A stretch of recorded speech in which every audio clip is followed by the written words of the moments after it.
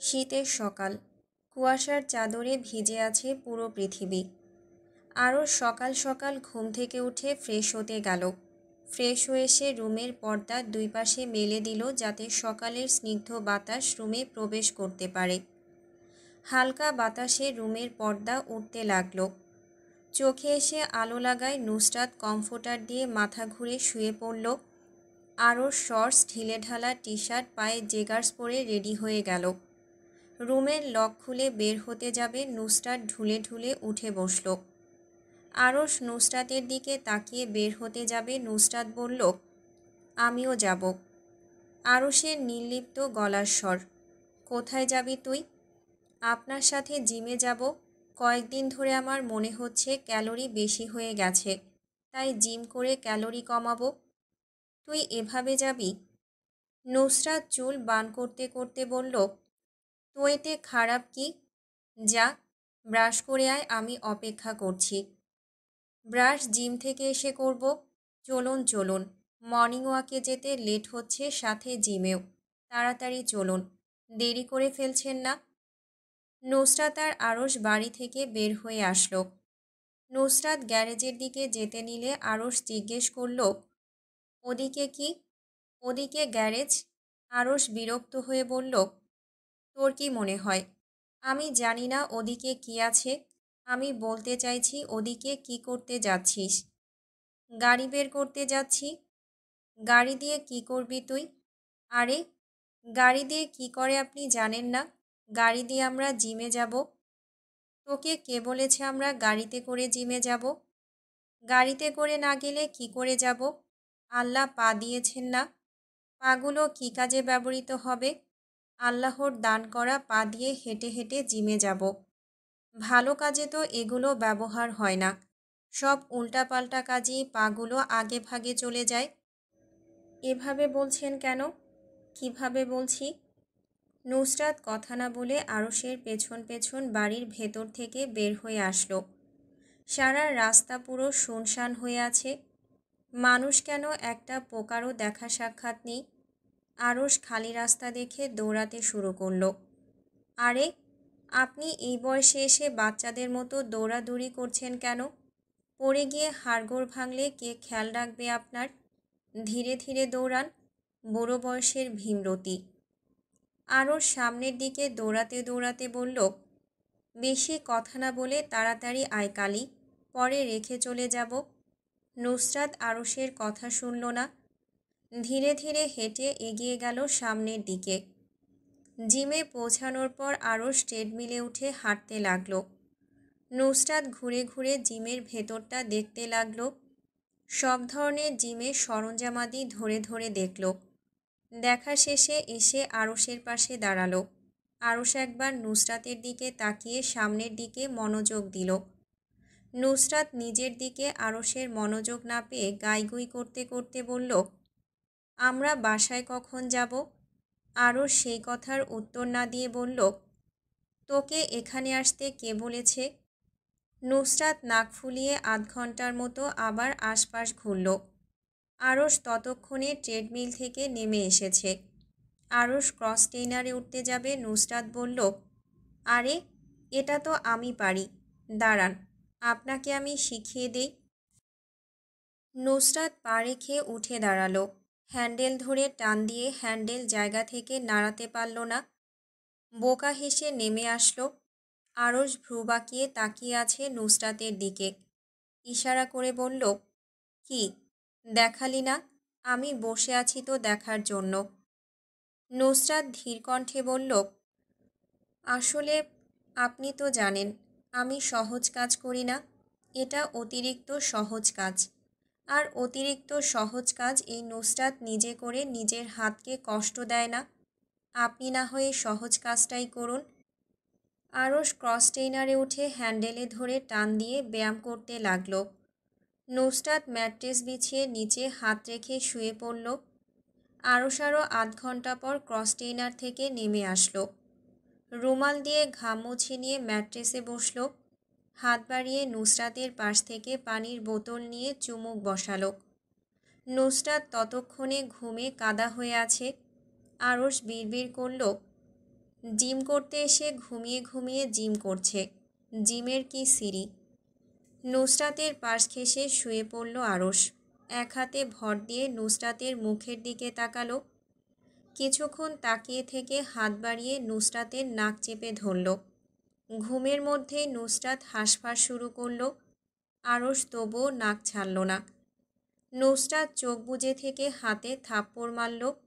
আরশ হাত সরালো না। নুসরাত আরশের দিকে পাশ ফিরে শুয়ে পড়তেই আরশ নুসরাতের নাক ছেড়ে দিল। আরশ হাতে ভর দিয়ে আরেকটু ঝুঁকে নুসরাতের দিকে তাকালো। ঘুমের মধ্যে কপালে ভাঁজ ফেলে শুয়ে আছে।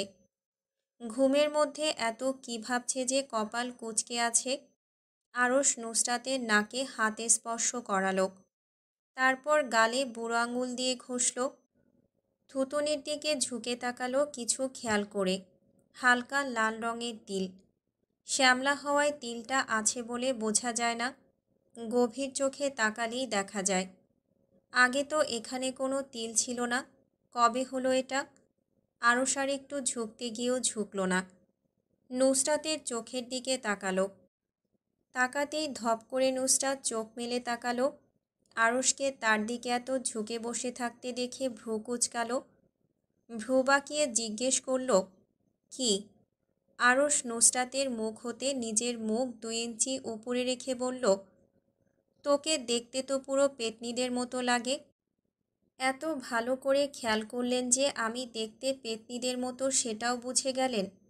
আরশ ভ্যাবাচাকা খেয়ে বলল, পেতনিকে পেতনি বলবো না তো কি সুন্দরী বলবো? নুসরাত আরশের মুখ নিজের উপর থেকে ঠেলে সরিয়ে দিল। উঠে বসে আড়মোড়া ভাঙল। শরীর ম্যাজ ম্যাজ করছে। মাটিতে শোয়ার জন্য একটু আধটু ব্যথা করছে পিঠে। মনে হচ্ছে আপনার পেতনিদের সাথে খুব ভালো সম্পর্ক ছিল। তুই কিভাবে বুঝলি? আমার পেতনিদের সাথে একসময় ভালো সম্পর্ক ছিল। যেভাবে পেতনিদের ব্যাপারে বলছেন মনে করলাম পেতনি বিষয়ক পিএইচডি করেছেন। না হলে পেতনির সাথে আপনার গভীর থেকে গভীর প্রেমের বা ভালোবাসার সম্পর্ক ছিল। আরশ খুশিতে চিৎকার করে বলল, আরে বাস, তুই তো দেখছি সব বুঝে ফেলেছিস। এককালে আমার এক কালী পেতনির সাথে গভীরতম প্রেমের সম্পর্ক ছিল, কিন্তু পেতনিটা বুঝল না আমার প্রেমের ভাষা। আপনার মুখ দেখেই বোঝা যায় ভালো মানুষের সাথে আপনার সম্পর্ক থাকতেই পারে না। হলে তো ওইসব পেতনিদের সাথেই হবে। নুসরাত ম্যাট্রেস গুছিয়ে উঠে বসল। উঠে দাঁড়িয়ে আরশের গায়ে ঢলে পড়তে গিয়েও পড়ল না। আরশ নুসরাতের হাত চেপে ধরে সামনের দিকে যেতে যেতে বলল, তোর যে একটা ছোটবেলার প্রেমিক ছিল ওটা কোথায় রে? নুসরাত উচ্ছ্বসিত গলায় বলল, আরে ও তো এখনও আমার প্রেমিক। আপনি কি ওর সাথে দেখা করতে চান? তাহলে চলেন, একদিন দেখা করাই। তোর বিন্দুমাত্র লজ্জা লাগছে না? ছোটবেলার প্রেমিকের কথা স্বামীকে বলছিস, আবার তার সাথে আমার দেখা করানোর কথা কি জোর গলায় বলছিস? ছি ছি। নুসরাত শব্দ করে হাসল। আরশের কাঁধে নিজের হাত পেঁচিয়ে ধরে বলল, আপনি আমার কিসের স্বামী? আপনি তো আমার একমাত্র ভাই।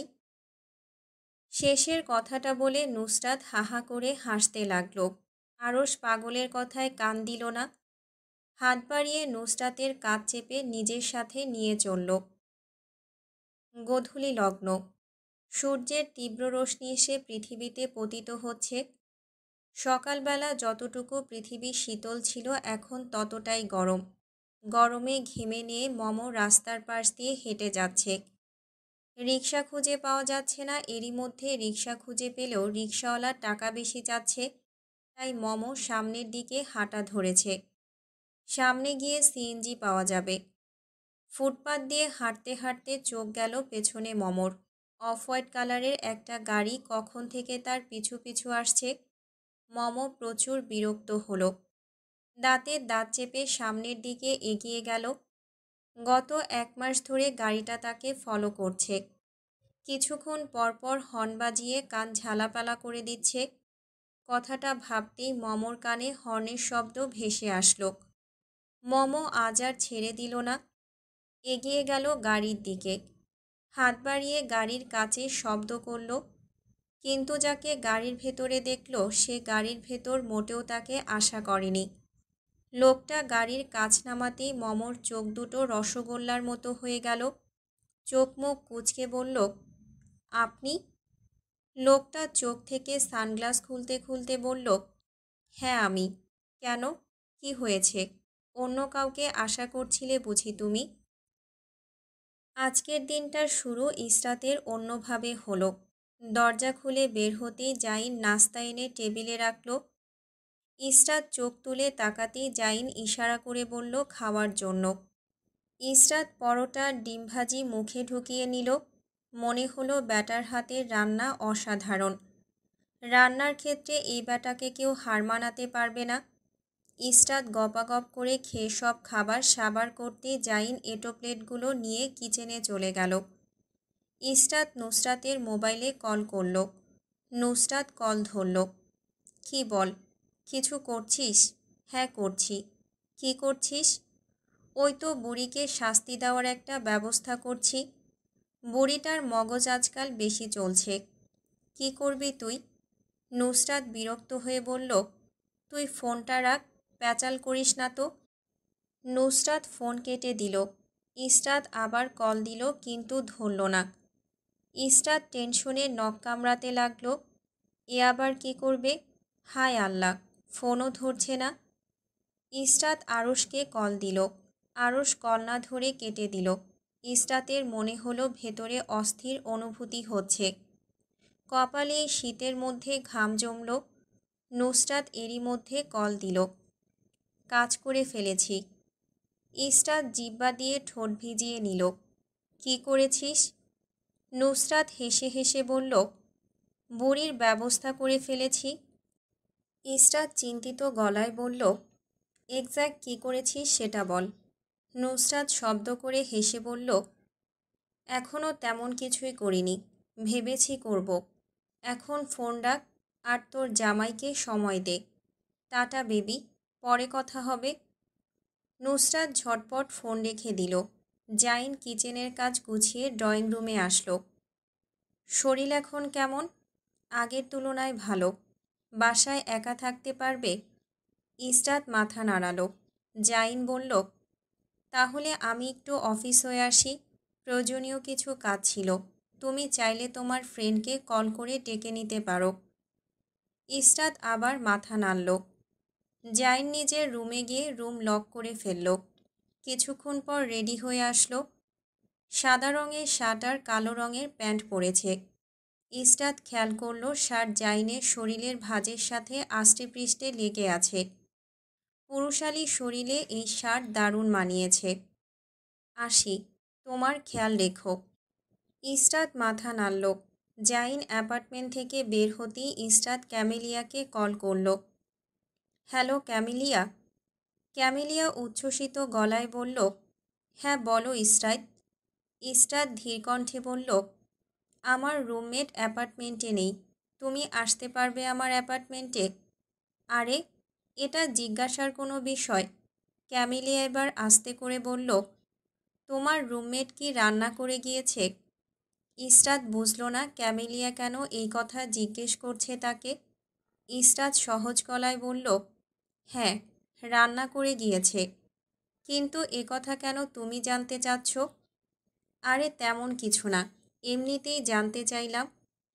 ইসরাত হালকা হেসে আবার বলল, আমার ফ্ল্যাটে একবার আসবে, আমার রুমমেট বাসায় নেই। ক্যামেলিয়ার মুখ উজ্জ্বল হয়ে উঠল। তার কাছে মনে হলো মেঘনা চাইতেই এটা বৃষ্টি। আরে, এটা বলতে কল করেছিলে? আমি হাফ অ্যান আওয়ারের মধ্যেই আসছি তোমার অ্যাপার্টমেন্টে। তাহলে ফোন রাখছি। হ্যাঁ রাখো, আমি আসছি। ৮ ঘন্টা পর ক্যামেলিয়া লিউকে নিয়ে ইসরাতের ফ্ল্যাটে আসলো। কলিং বেল বাজতেই ইসরাত উঠে ধীরে গিয়ে দরজা খুলে দিল। দরজা খুলতে ক্যামেলিয়া মাথা ঢুকালো দরজার ভেতর। দরজা ধরে ঝুলে ক্যামেলিয়া ভ্রু নাচিয়ে বলল, ইসরাত বেব, এখন তোমার শরীরের কি অবস্থা? বিনিময়ে ইসরাত হালকা হাসল। ইসরাত, ওই সুন্দর ছেলেটা কখন আসবে? ইসরাত ভ্রু বাঁকিয়ে বলল, জানি না, চলে আসবে কিছুক্ষণ পর। ইসরাত লিউ আর ক্যামেলিয়াকে নিয়ে নিজের রুমে আসলো। ক্যামেলিয়া ইসরাতের সাথে কিছুক্ষণ কথা বলে লিউয়ের দিকে তাকালো। তুমি এখানে মেয়েদের মধ্যে কি করছো? যাও, রুম থেকে বের হও। আমাদের মেয়েলি কথার মধ্যে তুমি কি করবে? লিউ রুমের বাহিরে যেতেই ক্যামেলিয়া পেছন থেকে মোটা একটা ব্যাগ বের করলো। ব্যাগের চেন খুলে দুটো কাচের বোতল বের করলো। হাতে নিয়ে ইসরাতের চোখের সামনে নিয়ে বলল, টাডা। ইসরাত অবাক দৃষ্টিতে তাকিয়ে বলল, এটা কি? ক্যামেলিয়া বিরক্তিকর দৃষ্টি দিয়ে বলল, তুমি এই যুগের মেয়ে হয়ে এগুলো কি চেনো না? ইসরাত দুই হাত নাড়িয়ে বলল, আরে আমি এটা বলিনি। এগুলো দিয়ে তুমি কি করবে? আর এগুলো কেন নিয়ে এসেছো? ক্যামেলিয়ার গলার স্বর বেড়ে গেল। ইসরাতের গলা জড়িয়ে ধরে বলল, আরে বেব, আমরা এগুলো দিয়ে পার্টি করব। আমরা দুজন মিলে খাবো। না ক্যামেলিয়া, এগুলো আমি খেতে পারবো না। এগুলো আমার জন্য হারাম। ইসরাতের কথা শুনে ক্যামেলিয়ার উজ্জ্বল মুখ ধপ করে নিভে গেল। আচ্ছা, তাহলে এগুলো আমি খাবো। তুমি তো আর বসে বসে আমার মুখ দেখবে না। তোমার জন্য অরেঞ্জ জুস নিয়ে আসি। আমার একা একা খেতে খারাপ লাগবে। ইসরাত আর কিছুই বলল না। ক্যামেলিয়া হাতের নিচে করে একটা অ্যালকোহলের বোতল নিয়ে ইসরাতের রুম থেকে যেতে লাগলো। ইসরাত ভ্রু বাঁকিয়ে বলল, তুমি অ্যালকোহল নিয়ে কোথায় যাচ্ছ? ক্যামেলিয়া চোরের মতো মুখ লুকিয়ে ইসরাতের দিকে তাকালো। আমতা আমতা করে বলল, আরে আমি তো এক প্যাক ড্রিঙ্কস কিচেনে তোমার জন্য অরেঞ্জ জুস বানাতে বানাতে খেয়ে ফেলবো। ক্যামেলিয়া বোকা হাসল হে হে করে। রুমের দরজা খুলে আলগোছে অ্যালকোহল নিয়ে বের হয়ে গেল। কিচেনে গিয়ে ইসরাতের জন্য অরেঞ্জ জুস বানিয়ে নিয়ে আসলো। নুসরাত গভীর মনোযোগ দিয়ে কিছু একটা ভাবছে। আরও শেষে নুসরাতের মুখের সামনে তুড়ি বাজিয়ে বলল, কি এমন চিন্তা করছিস? কখন থেকে ডাকছি শুনতে পাচ্ছিস না? তেমন কিছু না, বলুন কি বলবেন। বাসায় যাব, চল। নুসরাত আর আরশ একসাথে কেবিন থেকে বের হয়ে আসলো। গাড়িতে উঠে চুপচাপ ড্রাইভ করতে লাগলো নুসরাত। আরশ কিছুক্ষণ পর নুসরাতকে দেখতে লাগলো। বিড়বিড় করল, এর আবার কি হলো? আজ এত চুপচাপ কেন? বাড়িতে এসে নুসরাত কোনো কথা না বলে সোজা নিজের রুমে চলে গিয়ে আরশের মুখের উপর ঠাস করে দরজা বন্ধ করে দিল। গোসল করে বের হয়ে আসলো নুসরাত। খাবার টেবিলে বসে চুপচাপ খেতে লাগলো। ইরহাম এসে কিছুক্ষণ কথা বলার চেষ্টা করল। নুসরাত কথার উত্তর দিল না। ইসরাত, বেব, টেস্ট ইট, খেয়ে বলো কীরকম হয়েছে। ইসরাত হালকা হেসে ক্যামেলিয়ার কাছ থেকে জুস নিল, নিয়ে হালকা চুমুক দিল। ক্যামেলিয়া এরই মধ্যে 2 গ্লাস মদ খেয়ে ফেলেছে। এইটার টেস্ট এরকম অদ্ভুত কেন? আরে বুঝতে হবে না, এটা কে বানিয়েছে? এটা আমি বানিয়েছি, তাই টেস্ট অন্য রকম। এই ক্যামেলিয়া যাই করে তার টেস্টই বদলে যায়। খাও তো, বেশি কথা বলো না। ইসরাত আর কোনো কথা না বলে চুপচাপ খেয়ে ফেলল। ক্যামেলিয়া 2-3 প্যাক খেয়ে পাগলের মতো ঢুলতে লাগলো এবং অদ্ভুত কথাবার্তা বলতে লাগলো। লিউ সেই অবস্থা দেখে ইসরাতকে জিজ্ঞেস করল, কি হয়েছে ক্যামেলিয়ার? ইসরাত ভাঙা স্বরে বলল, অ্যালকোহল পান করেছে। লিউ মাথায় হাত দিল। ক্যামেলিয়াকে এক হাত দিয়ে জড়িয়ে ধরে বলল, এখানে আর থাকা যাবে না ইসরাত। কিছুক্ষণ পরও এক্সট্রিম লেভেলের পাগলামি করবে। আমি ক্যামেলিয়াকে নিয়ে আমার ফ্ল্যাটে যাচ্ছি। তুমি তোমার খেয়াল রাখতে পারবে? ইসরাত মাথা নাড়ল। লিউ ইসরাতের থেকে বিদায় নিয়ে ক্যামেলিয়াকে ধরে ধরে নিয়ে চলে গেল। লিউ আর ক্যামেলিয়া যাওয়ার 5 মিনিট পর হঠাৎ ইসরাতের মাথা ঘুরঘুর করতে লাগলো। জাহিন আরও কিছুক্ষণ পর আসলো। এসে নিজের রুমে চলে গেল ফ্রেশ হতে। ফ্রেশ হয়ে ইসরাতের রুমের দিকে আসলো। ইসরাত অদ্ভুতভাবে জাহিনের দিকে তাকালো। জাহিন ব্ল্যাক টি শার্টের সাথে কার্গো প্যান্ট পরেছে। হাতের পেশিগুলো টি শার্টের উপর দিয়ে দেখা যাচ্ছে। ইসরাত বেড থেকে আস্তে আস্তে নেমে আসলো জাইনের কাছে। নিজের চোখ মোটা মোটা করে জাইনকে দেখতে লাগলো। ইসরাত জাইনের বাহুতে চাপড় মেরে বলল, এই মাল তো অনেক হট। ওয়াও, তোমার বডি এত সুন্দর। জাইন ইসরাতের দিকে অবাক দৃষ্টিতে তাকালো। ইসরাত ঢুলতে ঢুলতে কথা জোড়া লাগাতে লাগাতে বলল, আরে, তুমি আমার দিকে এইভাবে তাকাচ্ছ কেন? মনে হচ্ছে আমাকে এই প্রথম দেখছো। ইসরাত কিছুক্ষণ চুপ থেকে জাইনের গলা জড়িয়ে ধরল। গলা ধরে এদিক সেদিক ঝুলে বলল, আমার বাসায় এত সুন্দর ছেলে আসলো কোথা থেকে? আমি কি মঙ্গল গ্রহে চলে এসেছি, না শুক্রতে চলে আসলাম? এই, তুমি কি হিলিয়াম গ্যাস? আমি কি তোমায় জড়িয়ে ধরতে পারি হিলিয়াম গ্যাস? জাইনের কিছু বলার পূর্বেই ইসরাত জাইনকে জড়িয়ে ধরল। জাইন গম্ভীর মুখ নিয়ে দাঁড়িয়ে থাকল। মুখ দেখে ওর প্রতিক্রিয়া বোঝা গেল না কীরকম। ইসরাত কিছুক্ষণ জড়িয়ে ধরে থেকে সরে দাঁড়ালো। চোখ ঝাপটে ঝাপটে আবার কাছে এগিয়ে আসলো। জাইনের দুই গাল নিজের হাতের মাঝে নিয়ে মুখ চুমো আকারে করল। জাইন ইসরাতকে এরকম করতে দেখে মুখ ফ্যাকাশে করে কিছুটা পেছন দিকে সরে গেল। ইসরাত হাহা করে হাসল। মাতাল কণ্ঠে বলল, এদিকে আসো, আমি কিছুই করব না। জাইন এগিয়ে গেল না ইসরাতের দিকে। ইসরাত জাইনের কাছে এগিয়ে আসলো। জাইন কিছু বলার পূর্বেই ইসরাত তার অ্যাডামস আপেলে চুমু খেল। জাইন স্তব্ধ হয়ে চোখ বড় বড় করে তাকালো ইসরাতের দিকে। ইসরাতকে ঠেলে দূরে সরাতে চাইলে ইসরাত জোকের মতো গলা পেঁচিয়ে ধরল। গলার ভাঁজে মুখ লুকিয়ে ভুসভুস করে শব্দ করতে লাগলো। জাইন দূরে সরাতে গিয়ে দেখল ইসরাত নিভু নিভু চোখে তার দিকে তাকিয়ে আছে। ঢেকুর তুলতেই মুখ থেকে ঝাঁঝালো বৃষ্টি গন্ধ ভেসে আসলো।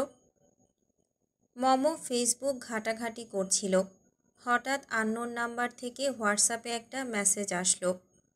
মমোর নাম্বার চিনতে না পেরে আর রিপ্লাই করল না। অলস ভঙ্গিতে মোবাইল দেখতে লাগলো। কিছুক্ষণ পর সেম নাম্বার থেকে কল আসলো। প্রথমে কল ধরল না, কেটে দিল। পরপর আবারও 3বার কল আসার পর বিরক্ত হয়ে কল উঠালো মমো। হ্যালো, কি ভাই, সমস্যা কি? বারবার ফোন দিয়ে কি বোঝাতে চাচ্ছেন? আপনি ভদ্র ঘরের সন্তান? কে আপনি? ঠান্ডা গলায় বলল অপরিচিত ব্যক্তিটি। আমি কখন বললাম আমি ভদ্র ঘরের সন্তান? কণ্ঠস্বর শুনে মমো চুপ হয়ে গেল। কি, এখন কথা বলছো না কেন? আর বারবার কল কেটে দিচ্ছিলে কেন? আর কেউ কল দিলে তাকে সালাম দিতে হয় এটাও জানো না? আসসালামু আলাইকুম। ওয়ালাইকুম আসসালাম। তুমি এত রাতে অনলাইনে কি করো? মমো কথাটি পুরোপুরি ইগনোর করে বলল, আপনি আমাকে কল কেন দিয়েছেন? আর আমার পেছনে এভাবে ঘুরঘুর কেন করছেন? সোজাসুজি বলুন আপনার কি চাই? অপর পাশের লোকটা শান্ত গলায় বলল, তুমি এতটাও ছোট নয় যে আমি কেন তোমার পেছনে ঘুরছি এটা বুঝতে পারবে না। সোজা কথা বলি, আমার তোমাকে ভালো লাগে। কেন লাগে, কিসের জন্য লাগে, এইসব আমি জানি না। এইসব ভালো লাগা কখন থেকে শুরু? আমার আর আপনার দেখাই বা কতবার হলো? ফালতু কথা বলবেন না, বিরক্ত লাগে। আর আপনি আমার নাম্বার কোথায় পেলেন? ভালো লাগা কখন থেকে শুরু এটা বলতে পারবো না, কিন্তু ইসরাতের বিয়ের দিন যখন আমি তোমাকে দেখেছিলাম জানি না আমার কেমন যেন লেগেছিল। আর নাম্বার জোগাড় এসব কোনো কঠিন কাজ নয়। তোমার কাছে আমাকে কেমন লাগে এইসব আমি জানতে চাইবো না। আমি আমার ভালোবাসা দিয়ে তোমাকে পাগল করব আমাকে ভালোবাসতে। রাখি এখন, অনেক রাত হয়েছে। ভালো থেকো, নিজের খেয়াল রেখো, আর ঘুমিয়ে পড়ো। মমো অদ্ভুতভাবে তাকিয়ে থাকলো ফোনের দিকে। মুখের বিকৃতি ঘটিয়ে কল কেটে দিল। তারপর কিছুক্ষণ বিরক্তি নিয়ে ফোনের দিকে তাকিয়ে রইল। সকাল সকাল ঘুম থেকে উঠে নুসরাত পরিপাটি হয়ে নিজের রুম থেকে বের হয়ে আসলো। খাবার টেবিলে বসতেই বাড়ির সবাই নুসরাতের দিকে অদ্ভুতভাবে তাকিয়ে রইল। কি, সবাই এইভাবে আমার দিকে তাকিয়ে আছো কেন? নাজমিন বেগম বললেন, মা, তোর কি শরীর খারাপ? নুসরাত বিরক্ত হয়ে বলল, না। তা কেন? না মানে এত সকাল সকাল গোসল করে পরিপাটি হয়ে আসলি, তাই জিজ্ঞেস করলাম। নুসরাত কিছুই বলল না, চুপ করে খেতে লাগলো। খাওয়া শেষে ইরহামকে নিয়ে চলে গেল গাড়িতে। আরশ কিছুক্ষণ পর আসলো। নুসরাত আরশের উদ্দেশ্যে বলল, আজকে আপনাকে একজনের সাথে দেখা করাতে নিয়ে যাব। কার সাথে? গেলেই দেখতে পাবেন। 10 মিনিট পর নুসরাত একটা রেস্টুরেন্টের সামনে এসে গাড়ি পার্ক করল। আরশকে কিছু বলার সুযোগ না দিয়ে বলল, ভেতরে চলুন, গেলেই দেখতে পাবেন। ভেতরে ঢুকে কাউকে খুঁজতে লাগলো নুসরাত। কাঙ্ক্ষিত ব্যক্তিকে খুঁজে পেয়ে নুসরাতের মুখে হাসি ফুটে উঠল। নুসরাত সামনের দিকে এগিয়ে গেল। আরশ ভ্রু বাঁকিয়ে নুসরাতের পিছু পিছু গেল। সকালের রোদ মাথাচাড়া দিয়ে উঠছে। বাহিরের গরম ভেতরে লাগছে না কৃত্রিম এসি ব্যবহারের জন্য। এসির ঠান্ডা টেম্পারেচার শরীর মন দুটোকেই ঠান্ডা করে দিচ্ছে। নুসরাত চেয়ার টেনে বসতেই সামনে বসা লোকটি চোখ তুলে তাকালো। নুসরাত হালকা হেসে কথা বলতে যাওয়ার আগেই সামনে বসা লোকটি তাকে জড়িয়ে ধরল। আকস্মিক জড়িয়ে ধরায় নুসরাত কিছুটা হকচকিয়ে গেল। পিঠে হাত রাখতে গিয়ে অস্বস্তিতেও রাখল না। তারপর আবার কি ভেবে হাত রেখে পিঠে হালকা চাপড় মেরে হাসল। আরশ মুখ গম্ভীর করে সে ছেলেটাকে নুসরাতের থেকে ঠেলে দূরে সরিয়ে দিল।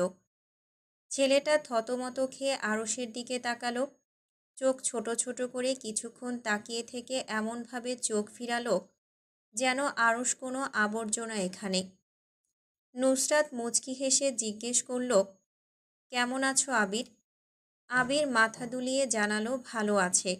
নুসরাতকে জিজ্ঞেস করল, তুমি কেমন আছো? নুসরাতের মুখ থেকে কথা কেড়ে নিয়ে আরশ বলল, ও ভালো আছে। ভালো আছে বলেই এখানে এসেছে। আবির বিরক্ত হয়ে আরশের দিকে তাকালো। চোখে মুখে অসন্তোষ ভাব ফুটে উঠছে তার। নাক ফুলিয়ে শ্বাস ফেলে আরশের থেকে চোখ ফিরিয়ে নুসরাতের দিকে চোখ রাখল। এক হাত বাড়িয়ে নুসরাতের হাত চেপে ধরল। নুসরাত হাসি মুখে আবিরের দিকে তাকিয়ে রইল। তার কাছে মনে হলো অ্যাজ এ ফ্রেন্ড আবির তাকে জড়িয়ে ধরেছে। নুসরাতকে হাসি মুখে বসে থাকতে দেখে আরশের মুখটা আরও গম্ভীর হয়ে গেল। নুসরাত, তুমি এপাশে এসে বসো। আবিরের বলতে দেরি হলো আরশের নুসরাতকে ঠেলে ভেতরের চেয়ারে বসাতে দেরি হলো না। নুসরাতকে অন্য চেয়ারে বসিয়ে নিজে নুসরাতের পাশের চেয়ারে বসে পড়ল। হাত দিয়ে চেয়ার চেপে ধরল যাতে নুসরাত বের হতে না পারে। নুসরাত আরশের হাত ঠেলে সরাতে চাইলেও আরশ সরালো না। আরশের দিকে তীব্র বিরক্তি নিয়ে তাকালো। হাত সরান, আমি ওপাশে যাব। আরশ হাত সরালো না। নুসরাতের কথা না শোনার মতো করে উড়িয়ে দিল। আবির নাক ফুলিয়ে নুসরাতের দিকে তাকিয়ে রইল। নুসরাত নিজে থেকে পরিচয় করিয়ে দিতে গেল দুজনকে দুজনের সাথে। আরশের পরিচয় করাতে গিয়ে গর্বে নুসরাতের বুক ফুলে উঠল। নিজের কীর্তিকলাপ বলতে গিয়ে নিজেকে আরও একবার বাহবা দিল। আমার কিডন্যাপ করে বিয়ে করা স্বামী মিস্টার আরশ হেলাল। আর আবিরের দিকে ইশারা করে কিছুটা নিচু গলায় আরশকে বলল, ওই যে বলেছিলেন না আমার ছোটবেলার প্রেমিকের সাথে দেখা করবেন, এই সেই প্রেমিক। দেখুন, দেখা করিয়ে দিলাম। কত ভালো আপনার স্ত্রী, আপনার মনের আশা পূরণ করতে তৎপর। তারপর গলার আওয়াজ বাড়িয়ে বলল, মিট মাই ফ্রেন্ড আবির। আরশ গম্ভীর চোখে তাকিয়ে আবিরের থেকে চোখ সরিয়ে নিল। আবির আরশের দিকে তাকিয়ে চিরবির করে উঠল, নুসরাত, তোমার স্বামীর থেকে আমি 100 গুণ বেটার। আমাকে রিজেক্ট না করে অ্যাকসেপ্ট করলেই পারতে। তোমার মতো এত বিউটিফুল গার্ল কিনা ওকে পছন্দ করল। নুসরাত কথাটা হেসে উড়িয়ে দিল। কিন্তু কথাটা আরশের গায়ে গরম পানির ছিটা বলে মনে হলো। কেউ তার গায়ে গরম পানি ঢেলে দিয়ে গিয়েছে। দাঁতে দাঁত চেপে বসে রইল। আবির খাবার অর্ডার দিল। নুসরাত পেট ভরে গাপুস গুপুস করে গিলল। আরশকে খাবার খেতে না দেখে একবার মুখ দুঃখী দুঃখী করে কাবাব সাধল। মনে মনে বলল, না করে দে ভাই, না করে দে প্লিজ, আমি খেয়ে নেই, একটু উদার হ ভাই। আরশ শক্ত গলায় বলল, আমি খাবো না, তুই খা। আরশের কথা শেষ হওয়ার আগেই নুসরাত কাবাব মুখে ঢুকিয়ে নিল। আবির আর আরশের দিকে তাকিয়ে হে হে করে হাসল। আবির নিজের প্লেট থেকে খাবার এগিয়ে দিল নুসরাতের দিকে। নুসরাত খাওয়ার আগেই আরশ হাত বাড়িয়ে চামচ থেকে খাবার নিয়ে নিল। নুসরাত হতভম্ব হয়ে আরশের হাতের দিকে তাকালো। আরশ খাবার নিয়ে নিজের মুখে ঢুকিয়ে নিল। নুসরাত আরশের কাছ থেকে চোখ সরিয়ে নিয়ে খাবার খেতে ব্যস্ত হলো। আবিরের আরশের সাথে চোখাচোখি হতেই ভেঙচি কাটল। নুসরাত আর আবির মিলে অর্ডার করা সব খাবার সাবার করে ঢেকুর তুলল। নুসরাত পেটে হাত বুলিয়ে বলল, অতিরিক্ত খেয়ে ফেলেছি, আজ আর অফিস যাওয়া হবে না মনে হচ্ছে। আপনি না হয় অফিসে যান, আমি বাড়িতে গিয়ে একটা লম্বা ঘুম দেই। চুপচাপ গাড়িতে গিয়ে বস, তোকে ঢং করতে কাজে আনা হয়নি। ইচ্ছে হলে যাবি, না হলে যাবি না, থাপড়ে গাল নাক সোজা করে ফেলব। নুসরাত হাত উপরের দিকে তুলে আড়মোড়া ভাঙল। আবির বিল পে করতে যাবে, নুসরাত থামিয়ে দিল। আরশের দিকে তাকিয়ে দাঁত কেলিয়ে বলল, আরে আবির, তুমি বিল পে করছো কেন? আরশ ভাইয়া বিল দিয়ে দেবেন।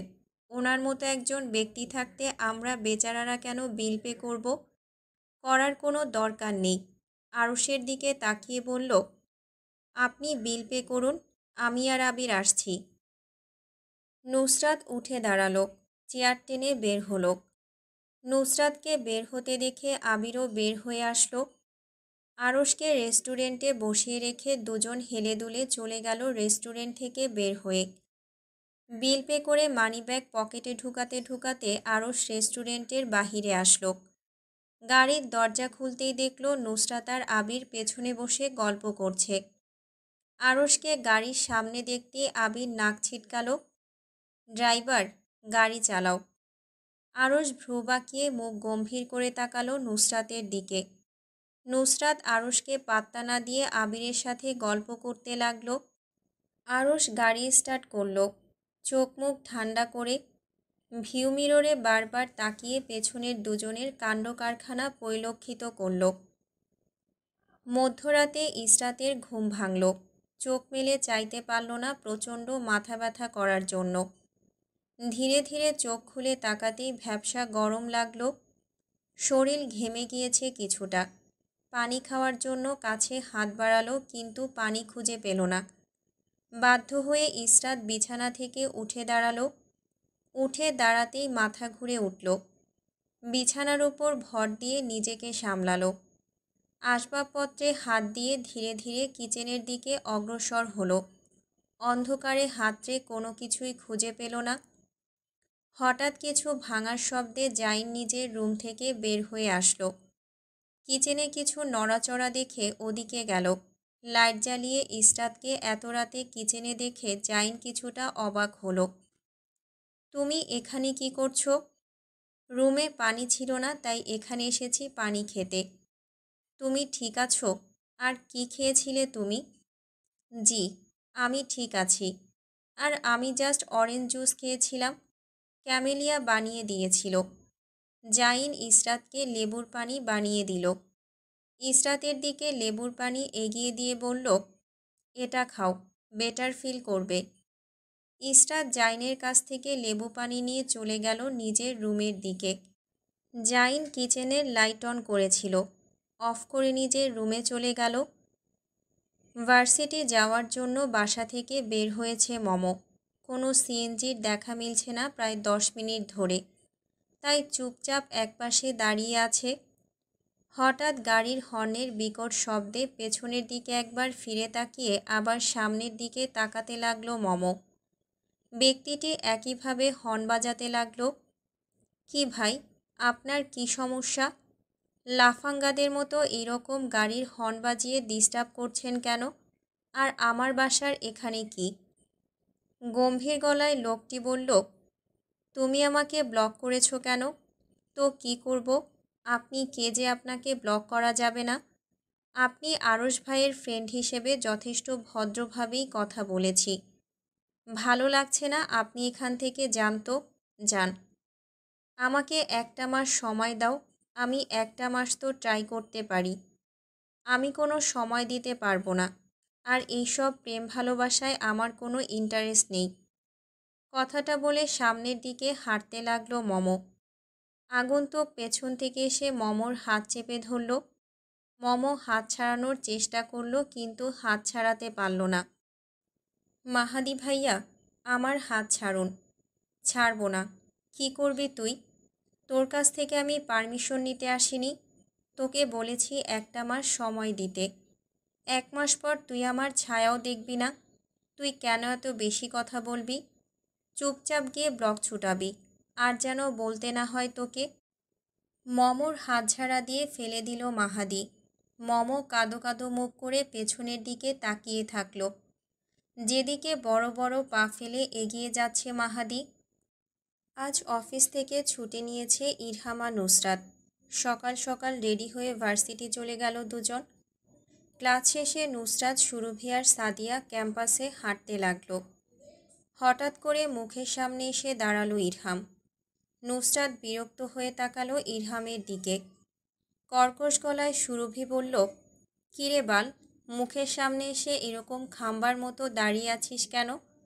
সর সামনে থেকে। ইরহাম সুরভির কথার পাত্তা না দিয়ে নুসরাতের কানে ফিসফিস করে বলল, একটা ব্যবস্থা করে দে না। নুসরাত ভ্রু বাঁকিয়ে বলল, কিসের ব্যবস্থা করে দেব? ইরহাম গলা আরও কিছুটা নামিয়ে বলল, সুরভিকে নিয়ে একটু বেড়াতে যাব। নুসরাতের সোজাসাপটা উত্তর, তো যাস না। আমি কি ধরে রেখেছি তোদের? তুই একটু বল সুরভিকে আমার সাথে যাওয়ার জন্য। আমার ভয় লাগে সুরভিকে। ছ্যা, তুই মেয়ে মানুষকে কেন ভয় পাস? তুই হবি আমার মতো সাহসী। বেডি মানুষ ভয় পাস? ছি, তোর বোনকে দেখ, কাউকে ভয় পায়? ইরহাম দুই দিকে মাথা নাড়িয়ে না বলল। তাহলে তুই কেন ভয় পাবি? আমার মতো ব্রেভ গার্ল হ। ইরহাম মিনমিন করে বলল, আমি তো তোকেও ভয় পাই। তুই তো ভয় দেখিয়ে রাখিস সবাইকে। নুসরাত ঠোঁটে ঠোঁট চেপে ইরহামের দিকে তাকালো। চোখ বাঁকিয়ে হাত তুলে পিঠে থাপ্পড় বসালো। তুই কি বলতে চাস? আমি তোর উপর জুলুম করি? আমি জল্লাদ? আমি তোকে ভয় দেখাই? আমি তোকে শান্তিতে থাকতে দেই না? ইরহাম স্তব্ধ হয়ে গেল। সে কখন বলল নুসরাত তার উপর জুলুম করে? একে তিল বললে তাল বানিয়ে ফেলে। ডেঞ্জারাস মেয়ে মানুষ। নুসরাত রাগী মুখ বানিয়ে দাঁড়িয়ে রইল। ইরহাম কাঁধ দিয়ে নুসরাতের কাঁধে ধাক্কা মারল। সাদিয়া দুইজনের দিকে বিরক্ত নিয়ে তাকিয়ে জিজ্ঞেস করল, কি এত গুজুর গুজুর করছিস দুজন? আমাদের বলছিস না কেন? আমরা তোদের ফ্রেন্ডস না? তোরা দুটো একসাথে হলে আমাদের ভুলে যাস কেন? সুরভি ফোড়ন কেটে বলল, বাল দুটো যা ইচ্ছে করুক, আমাদের কি? ইরহাম নাক ফুলিয়ে তাকালো নুসরাতের দিকে। এ কথা বলছে না কেন? এরকম ঝিম মেরে বসে আছে কেন? কিছুই বলছে না কেন? নুসরাত বলল, সুরভি, তুই একটু যা তো ইরহামের সাথে। আমি কেন যাব ইরহামের সাথে? এসব বালের কথা বাদ দে, আসল কথা বল। দুটো মিলে কি এত কথা বলছিস? প্যান প্যান করিস না তো সুরভি কানের গোড়ায়। শর্ত এখান থেকে, ভালো লাগছে না। তুই আমাকে এভাবে বলতে পারলি? নুসরাত রাগে দাঁত কিরমির করে বলল, হ্যাঁ বলতে পারি আমি। যা সর এখান থেকে। কোথায় সরব? ঢং করছে দুজন আমার সাথে। আপনি জানেন না কোথায় সরবেন? তাহলে আমি বলে দিচ্ছি, আপনি আপনার ইরহামের সাথে একটু সাইড হয়ে যান। সুরভি কানের গোড়ায় প্যান প্যান করতে শুরু করলো। কি হয়েছে? সে কি করেছে? নুসরাত কেন এমন করে নাক ফুলাচ্ছে তার উপর? নুসরাত নাক মুখ কুঁচকে শহীদ মিনার চত্বরের দিকে এগিয়ে গেল। সুরভি নুসরাতের কানের কাছে এসে বলল, আরে রাগ করছিস কেন? আমি কি করেছি? তুই কিছুই করিসনি। যা শর্ত কানের গোড়া থেকে। আমার কানের গোড়ায় ব্যথা করছে। সুরভি নুসরাতের কথা শুনল না। নুসরাতের কথার অমান্য করে কথা বলতে লাগল। নুসরাত বজ্রকণ্ঠে ধমক দিল, চুপ, একদম চুপ, আর একটাও কথা বলবি না, মুখ বন্ধ করে থাক। আর একটাও শব্দ যদি বের হয় আমি স্টেপলার করে দেব তোর ঠোঁটে। নুসরাত থেমে বলল, আমি কথা বলছি, দেখ কীরকম চুপ করে আছি আমি। আমার মতো চুপ করে থাকতে পারিস না তুই? কখন থেকে কথা বলেই যাচ্ছিস, না করছি তবুও ভ্যাভা করছিস গরুর মতো। থাপড়ে মুখ বাঁকিয়ে ফেলবো, আরেকবার কথা বলবি তো? সুরভি মুখ ফুলিয়ে বসে রইল। সে এমন কি বলল যে নুসরাত 360 ডিগ্রি রেগে গেল। সাদিয়া মিনমিন করে বলল, তুইও তো কত কথা বলিস, আমরা তোকে কিছু বলি? না করলেও তো শুনিস না, সারাদিন কথা বলিস। নুসরাত থাপ্পড়ের মতো হাত করল, তারপর আবার হাত গুটিয়ে নিল। ভাবসাব নিয়ে বলল, আমি বললে সেটা অন্য বিষয়। ইরহাম পরিবেশ ভালো না দেখে মানে মানে কেটে পড়তে চাইল। নুসরাত খেয়াল করে ধমকে দাঁড় করিয়ে দিল, তোর ওটাকে নিয়ে বিদায় হক।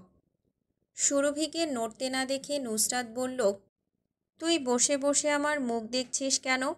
তোকে বলেছি ইরহামের সাথে যেতে, যা এখান থেকে, ভাগ। চুপচাপ ইরহামের সাথে যাবি, আর একটা কথা বললে আমি তোর কানের গোড়ায় এমন থাপ্পড় বসাবো তুই তোর জামাইয়ের জন্মেও ভুলবি না। নুসরাতের কথা থামিয়ে দিয়ে বজ্রকণ্ঠে মোবাইলের রিং বেজে উঠল। ইরহাম পকেট থেকে মোবাইল বের করে চেক করল কে কল করেছে। সেফ নম্বরে ছোট ভাই লেখা দেখা গেল। বিরক্ত হয়ে ফোন কেটে দিল। আরশ আবার কল করল। ইরহাম ফোন ধরল।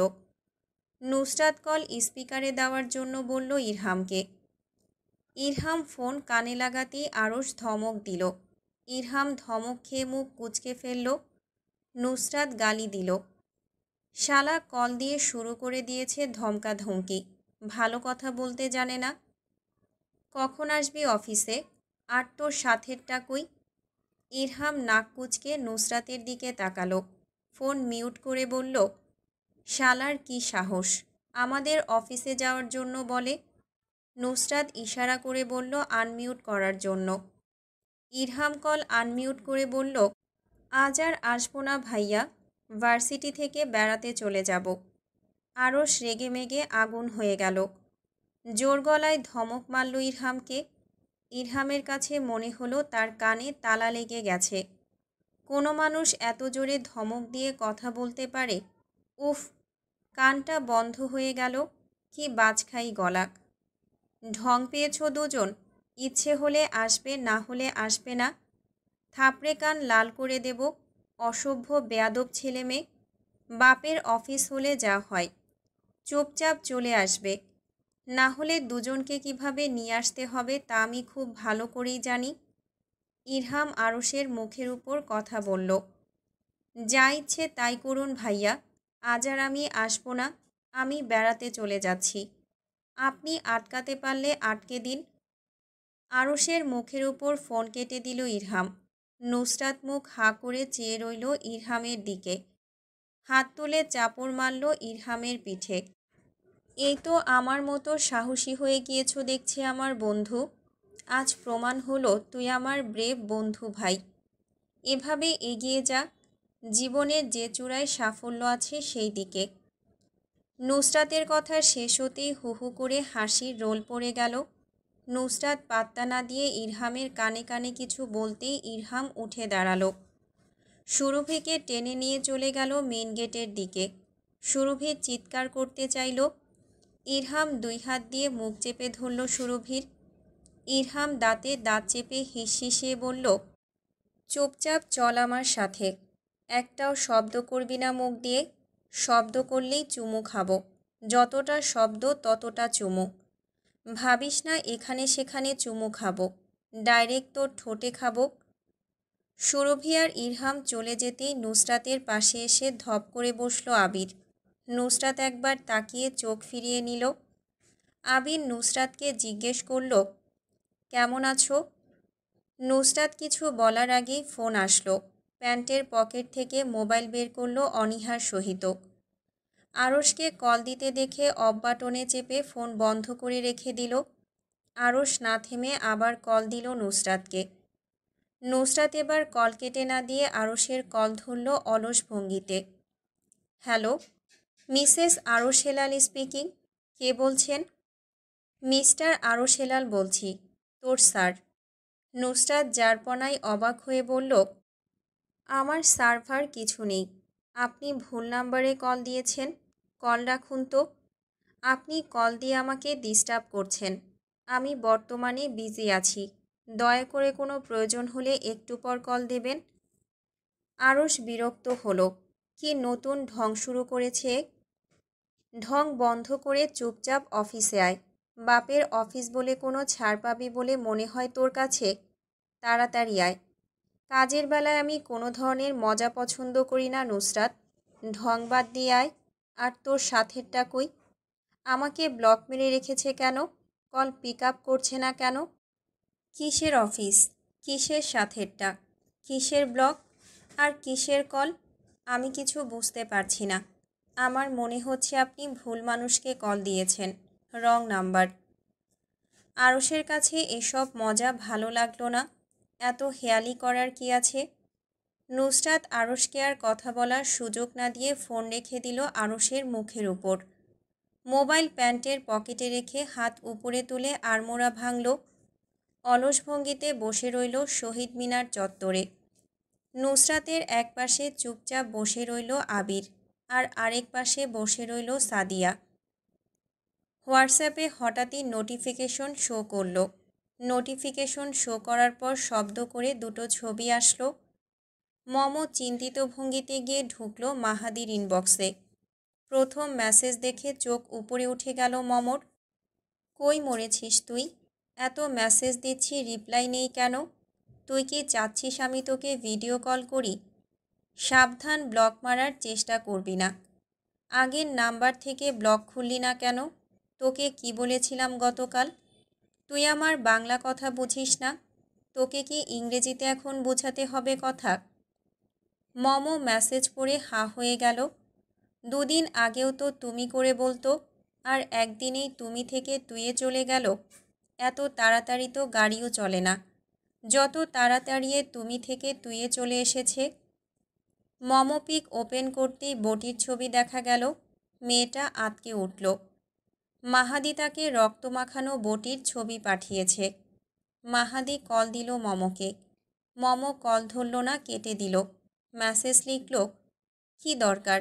এভাবে বলুন। কল ধর, কথা আছে তোর সাথে। মাহাদি কল দিল। মম না ধরে লিখল, এভাবেই বলুন, কল ধরতে পারবো না, চাচ্চুরা বাসায় আছে। তোর চাচা থাকলে আমি কি করব? তোর চাচাকে আমি ভয় পাই?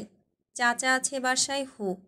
এবার কল দিব, চুপচাপ ধরবি, না হলে তোর বাসায় চলে আসবো এক্ষুনি। আপনি কি আমাকে ব্ল্যাকমেইল করার চেষ্টা করছেন? মাহাদি বিরক্ত হয়ে বলল, তোকে ব্ল্যাকমেইল করার চেষ্টা আমি কেন করব? আমি তোকে ব্ল্যাকমেইল করছি? এবার ফোন না ধরলে তোকে যে বটির পিক পাঠিয়েছি ওটা দিয়ে কোপাবো। কিন্তু? কোনো কিন্তু না, কল ধর। মম গাইগুই করল। মেসেজের রিপ্লাই দিল না। মাহাদি কল দিয়ে শুরু করলো ধমকা ধমকি। এত লেট করে কেন কল ধরেছে মম? মাহাদির ধমক চুপ করে শুনল। নিঃশব্দে দীর্ঘশ্বাস ফেলল। পাইন গাছের ফাঁকে ফাঁকে সূর্যের রোশনি দেখা যাচ্ছে। অন্য দিনের তুলনায় আজকের দিনটা রৌদ্রোজ্জ্বল। মাথা উঁচু করে দাঁড়িয়ে আছে ওক আর পাইন গাছ। অ্যাপার্টমেন্ট থেকে বের হতেই ঠান্ডা বাতাস ছুঁয়ে দিয়ে গেল রাস্তার পাশ দিয়ে হেঁটে যাওয়া দুই মানব মানবীকে। মেইন টাউনে সাইক্লিং করছে কিশোর কিশোরীরা। তাদের হৈহুল্লোড়ে মেতে আছে পুরো টাউন। ইসরাত চারিদিকে তাকিয়ে তাকিয়ে হাঁটছিল। হঠাৎ ইসরাতের পাশ ঘেঁষে একটা সাইকেল শো করে চলে গেল। ইসরাত ভয় পেয়ে পেছন দিকে কিছুটা সরল। চোখ বড় বড় করে ছেলেটার সাইকেল নিয়ে যাওয়ার পথে তাকিয়ে রইল। জাইন হাত বাড়িয়ে ইসরাতের হাত চেপে ধরতেই ইসরাত চোখ ঘুরিয়ে সামনে তাকালো। জাইন ইসরাতের কাঁধ নিজের সাথে চেপে ধরে সামনের দিকে হাঁটা ধরল। রাস্তার পাশ দিয়ে হাঁটার সময় দেখা হলো মিষ্টি মিষ্টি কিছু দম্পতি ও প্রেমিক যুগলের সাথে। প্রেমিক যুগলরা একে অপরের হাত ধরে হাঁটছে। কেউ কেউ রাস্তায় দাঁড়িয়ে কিস করছে, কেউ আবার রাস্তার পাশের বেঞ্চে বসে আছে একে অপরের কাঁধ জড়িয়ে।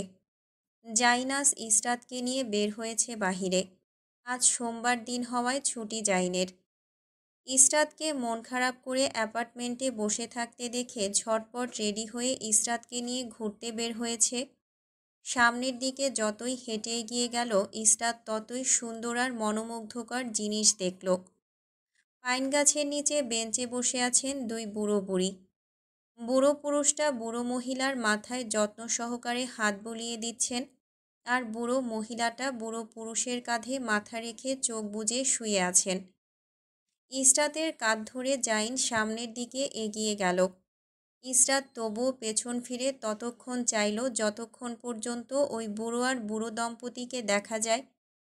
ইসরাতকে বারবার পেছন ফিরে তাকাতে দেখে জাইন ধমক মেরে সামনের দিকে তাকাতে বলল। ইসরাত গাল ফুলিয়ে সামনের দিকে তাকালো।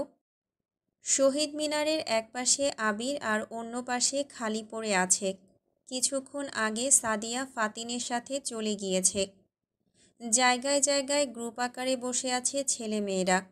নুসরাত নিজের মাথা আবিরের কাঁধে ফেলে কিছু ভাবতে লাগল। স্বাভাবিকের মতো ডান হাতের নখ দাঁতের মধ্যভাগে।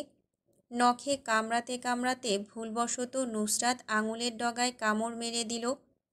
আবির হাত বাড়িয়ে নুসরাতের মাথায় রাখতে গিয়ে ও হাত ফিরিয়ে নিয়ে প্যান্টের পকেটে পুরল। নভেম্বর মাসের শুরুর দিক হলেও সূর্যের খাড়া রশ্মি মাথার উপর দাপুটে ভঙ্গিতে কিরণ ছড়াচ্ছে। গরমের কারণে ঘামে ভিজে জবজব হয়ে আছে আবির আর নুসরাত। নুসরাত আবিরের কাঁধ থেকে মাথা সরাতে চাইল। আবির হাত দিয়ে মাথা চেপে ধরে রাখল নিজের কাঁধে। নুসরাত গালি দিতে গিয়েও গালি দিল না, মুখ আটকে বসে রইল। সামনের দিক থেকে পরিচিত ব্যক্তিকে আসতে দেখেও নুসরাত নিজের জায়গা থেকে বিন্দুমাত্র নড়ল না। ব্ল্যাক কালার ওডি থেকে কালো শার্ট কালো প্যান্ট পরিহিত আরশ নেমে আসলো। নুসরাত শহীদ মিনার থেকে বসে শান্ত চোখে আরশের পানে তাকিয়ে রইল। আরশের এইটুকু জায়গা হেঁটে আসতে গিয়ে কপালে জমা হলো সেদো জল। পকেটে হাত ঢুকিয়ে রুমাল বের করল। রুমাল দিয়ে কপাল মুছে দাপটের ভঙ্গিতে এগিয়ে আসতে লাগলো নুসরাতের দিকে। চোখের দৃষ্টি তেজি। ভেতরের কালো অক্ষিগোলক না ঘুরিয়েই নুসরাতের দিকে দৃষ্টি স্থির রাখল। নুসরাত দেখল সুদর্শন পুরুষটিকে। কালো শার্ট আটশাট হয়ে লেগে আছে শরীরের সাথে। শরীরের প্রত্যেকটা ভাঁজ কালো শার্টের উপর দিয়ে ভেসে আছে। শার্ট ইন করে গুজে রেখেছে প্যান্টের ভেতর। কালো প্যান্টের সাথে কালো বেল্ট মানানসই মনে হলো। নুসরাতের কাছে মনে হলো আরশের স্কিন টোন সাদা হলে এরকম মায়াবী লাগতো না। নুসরাত আরশের প্রশংসা করতে মোটেও কার্পণ্যতা করল না। ব্যাটা শ্যামলা হলেও সুন্দর বটে, তবুও আমি বেশি মায়াবী। নুসরাত মনে মনে হেহে করে হাসল। তারপর বলল, এটাই বাস্তব। আরশ নুসরাতের কাছে এসে আবিরের দিকে না তাকিয়ে হাত টেনে দাঁড় করালো। হাত ধরে টেনে দাঁড় করানোতে নুসরাত হাতে ব্যথা পেল। তবুও স্বাভাবিকভাবে নুসরাত মাথা কাত করে আরশের দিকে তাকালো। গাল বাঁকিয়ে হালকা হাসল। আরশ গরমে আর রাগে টাই টেনে লুজ করল। গম্ভীর গলায় বলল, ক্লাস শেষ? নুসরাত হেসে হেসে মাথা নাড়ালো। তাহলে এখানে বসে আছিস কেন? অফিস থেকে 4 ঘন্টা ছুটি নিয়ে 1 ঘন্টা বেশি লেট করেছিস কেন? আর ইরহাম কোথায়? নুসরাত মৃদু হেসে বলল, প্রেমিকা নিয়ে লং ড্রাইভে গিয়েছে। আরশ চোখ বড় বড় করে তাকালো। দেখে মনে হলো অক্ষিকোটর থেকে চোখ বেরিয়ে আসবে। বিস্ময় নিয়ে জিজ্ঞেস করল, কিসের প্রেমিকা?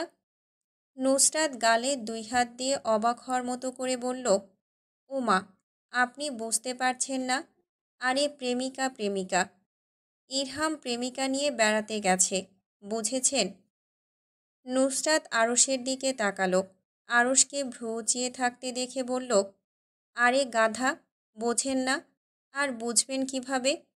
জীবনে কোনো দিন প্রেম করেছেন? করলে তো বুঝতে পারতেন। মনে হয় কেউ প্রপোজ করেনি। নুসরাত আঙুল তুলে আরশের দিকে তাক করে হে হে করে হাসতে লাগল। আবিরও নুসরাতের সাথে তাল মিলিয়ে হাসতে লাগল। আশেপাশে বসে থাকা ছাত্রছাত্রীরা ঘুরে ঘুরে নুসরাত আর আবিরের দিকে বিস্ময় নিয়ে তাকালো। কিছুক্ষণ তাকিয়ে থেকে চোখ ফিরিয়ে নিল যে যার কাজে। আরশ ধমকে বলল, চুপ! হে হে করে খবিশের মতো হাসা বন্ধ কর। মানুষ তাকিয়ে আছে আমাদের দিকে। নুসরাত পাত্তা দিল না। আরশের কথা মাছি তাড়ানোর ভঙ্গিতে ফু মেরে উড়িয়ে দিল। আবির শহীদ মিনারের সিঁড়ি থেকে উঠে বসল। নুসরাতের পাশে দাঁড়িয়ে চোখে চোখ রাখল আরশের। আরশ আবিরের দিকে না তাকিয়ে নুসরাতের দিকে তাকালো। চল, অফিসে চল, অনেক লেট হয়ে গিয়েছে। নুসরাত মাথা নেড়ে সায় দিল। আবিরকে বগল দাবা করে নিজের সাথে নিয়ে এগিয়ে গেল গাড়ির দিকে। আরশ হাঁ করে তাকিয়ে রইল আবির আর নুসরাতের দিকে। তার গাড়িতে যাচ্ছে আর তাকেই না নিয়ে যাচ্ছে। মাথা থেকে কথা ঝেড়ে ফেলে এগিয়ে গেল গাড়ির দিকে। নুসরাত ফ্রন্ট সিটের দরজা খুলে ডায়নাকে বসে থাকতে দেখে ভ্রু বাঁকিয়ে তাকালো। ডায়না চিকন মেয়েলি ন্যাকা স্বরে বলল, ম্যাম, আপনি পিছনে বসে যান। আমি ফ্রন্ট সিট ছাড়া বসতে পারি না। আমি আসতে চাইনি। স্যার আমাকে জোর করে নিয়ে এসেছেন ওনার সাথে। নুসরাত চুপচাপ কিছুক্ষণ দাঁড়িয়ে রইল গাড়ির দরজা ধরে। আবিরের কথায় আবিরের দিকে ফিরে তাকালো। আবির নুসরাতের থেকে বিদায় নিয়ে ক্যাম্পাসের দিকে যেতে নিল। নুসরাত পিছু ডাকল, এই শোনো আবির। আবির পেছন ফিরে তাকালো। নুসরাতের দিকে তাকিয়ে ভ্রু চালো। নুসরাত হাত দিয়ে ইশারা করল এদিকে আসার জন্য। কি হয়েছে? চলো তো আমার সাথে। আবির হ্যাবলার মতো করে বলল, কোথায়? নুসরাত ইমোশনাল ডায়লগ দিল, তুমি আমাকে বিশ্বাস করো না আবির? আবির মাথা নাড়িয়ে হ্যাঁ বলতেই নুসরাত বলল, তাহলে প্রশ্ন কিসের? আমাকে বিশ্বাস করলে চোখ বন্ধ করে চলো আমার সাথে। কিন্তু আমার ক্লাস। আরে কিছু হবে না, চলো চলো। নুসরাত আবিরকে এক ধাক্কা দিয়ে ব্যাক সিটে বসিয়ে দিল। আবির মুখ কাঁচুমাচু করে বসে রইল। নুসরাত লাফ মেরে গিয়ে বসল। নুসরাতের লাফ মেরে গাড়িতে বসার সাথে পুরো গাড়ি নড়ে উঠল। আরশ গাড়িতে উঠতে উঠতে বলল, ভেঙে ফেল গাড়ি। নুসরাত ভেঙচি কাটল। আরশ ভিউ মিররে তাকালো। আবির আর নুসরাত একসাথে ভিউ মিররে দৃষ্টি দিল। আরশের সাথে চোখাচোখি হতেই চোখ সরিয়ে নিল নুসরাত। আরশ আর আবির সরালো না। আরশ নিশ্চুপ চোখে তাকিয়ে থেকে গাড়ি স্টার্ট করল। বিড়বিড় করল, এই আপদকে কেন আবার সাথে নিয়েছে? আরশের বিড়বিড় করে কথা বলা বাতাসের বেগে মিশে গিয়ে শু শব্দ হলো। গাড়ির কাচের মধ্যে দিয়ে শাঁসা করে বাতাস প্রবেশ করতে লাগলো। এই, তুই কোথায়? ভার্সিটিতে ছিলাম। মাহাদি রাগে তিক্ত বিরক্ত হয়ে বলল, তুই স্কুলে পড়িস, এতক্ষণ কি করছিলি ভার্সিটিতে? মম বিরক্ত হলো, এই লোক তুই তোকারি করছে কেন? ক্লাস ছিল। তুই আমাকে বাল বুঝাতে আসছিস? ভার্সিটিতে এতক্ষণ কি করছিলি? সত্যি সত্যি করে বল, কোথায় গিয়েছিলি? কোন ছেলের সাথে? আরে আপনি বোঝেন না? ভার্সিটিতে ক্লাস ছিল বলছি তো, কার সাথে যাব? এত প্যাচাল করছেন কেন? আমি প্যাচাল করছি? তুই কি বলতে চাস? মম কথা বদলে ফেলল, এই লোককে আম বললে জাম বোঝে। আমি বলতে চাইছি আপনি তুই তোকারি করে কথা বলছেন কেন? প্রথমে তো তুমি করেই বলতেন।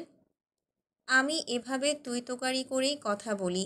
এত মধু মিশিয়ে কথা বলতে পারবো না। চুপচাপ এইসব সহ্য কর। বেশি কথা বললে বটি দিয়ে কোপাবো। এই, আপনি কথায় কথায় কোপাবো বলেন কেন? আপনার বাসা কি ব্রাহ্মণবাড়িয়া? মাহাদি অবাক হয়ে বলল, তুই কিভাবে জানলি আমার বাসা ব্রাহ্মণবাড়িয়া? কথায় কথায় কোপাবো বলেন এই জন্যই বুঝেছি। ব্রাহ্মণবাড়িয়ার মানুষেরা কথার সাথে মারামারি ঝগড়াঝাটি করার কথা বলে। গাড়ি পার্কিং করার পর নুসরাত আর আবির ব্যাকসিট থেকে বের হয়ে আসলো। মিস ডায়না আরুষের পেছন পেছন কোমর বাঁকিয়ে হেঁটে আসলেন। নুসরাত আবিরকে নিয়ে চুপচাপ হেঁটে সামনের দিকে এগিয়ে গেল।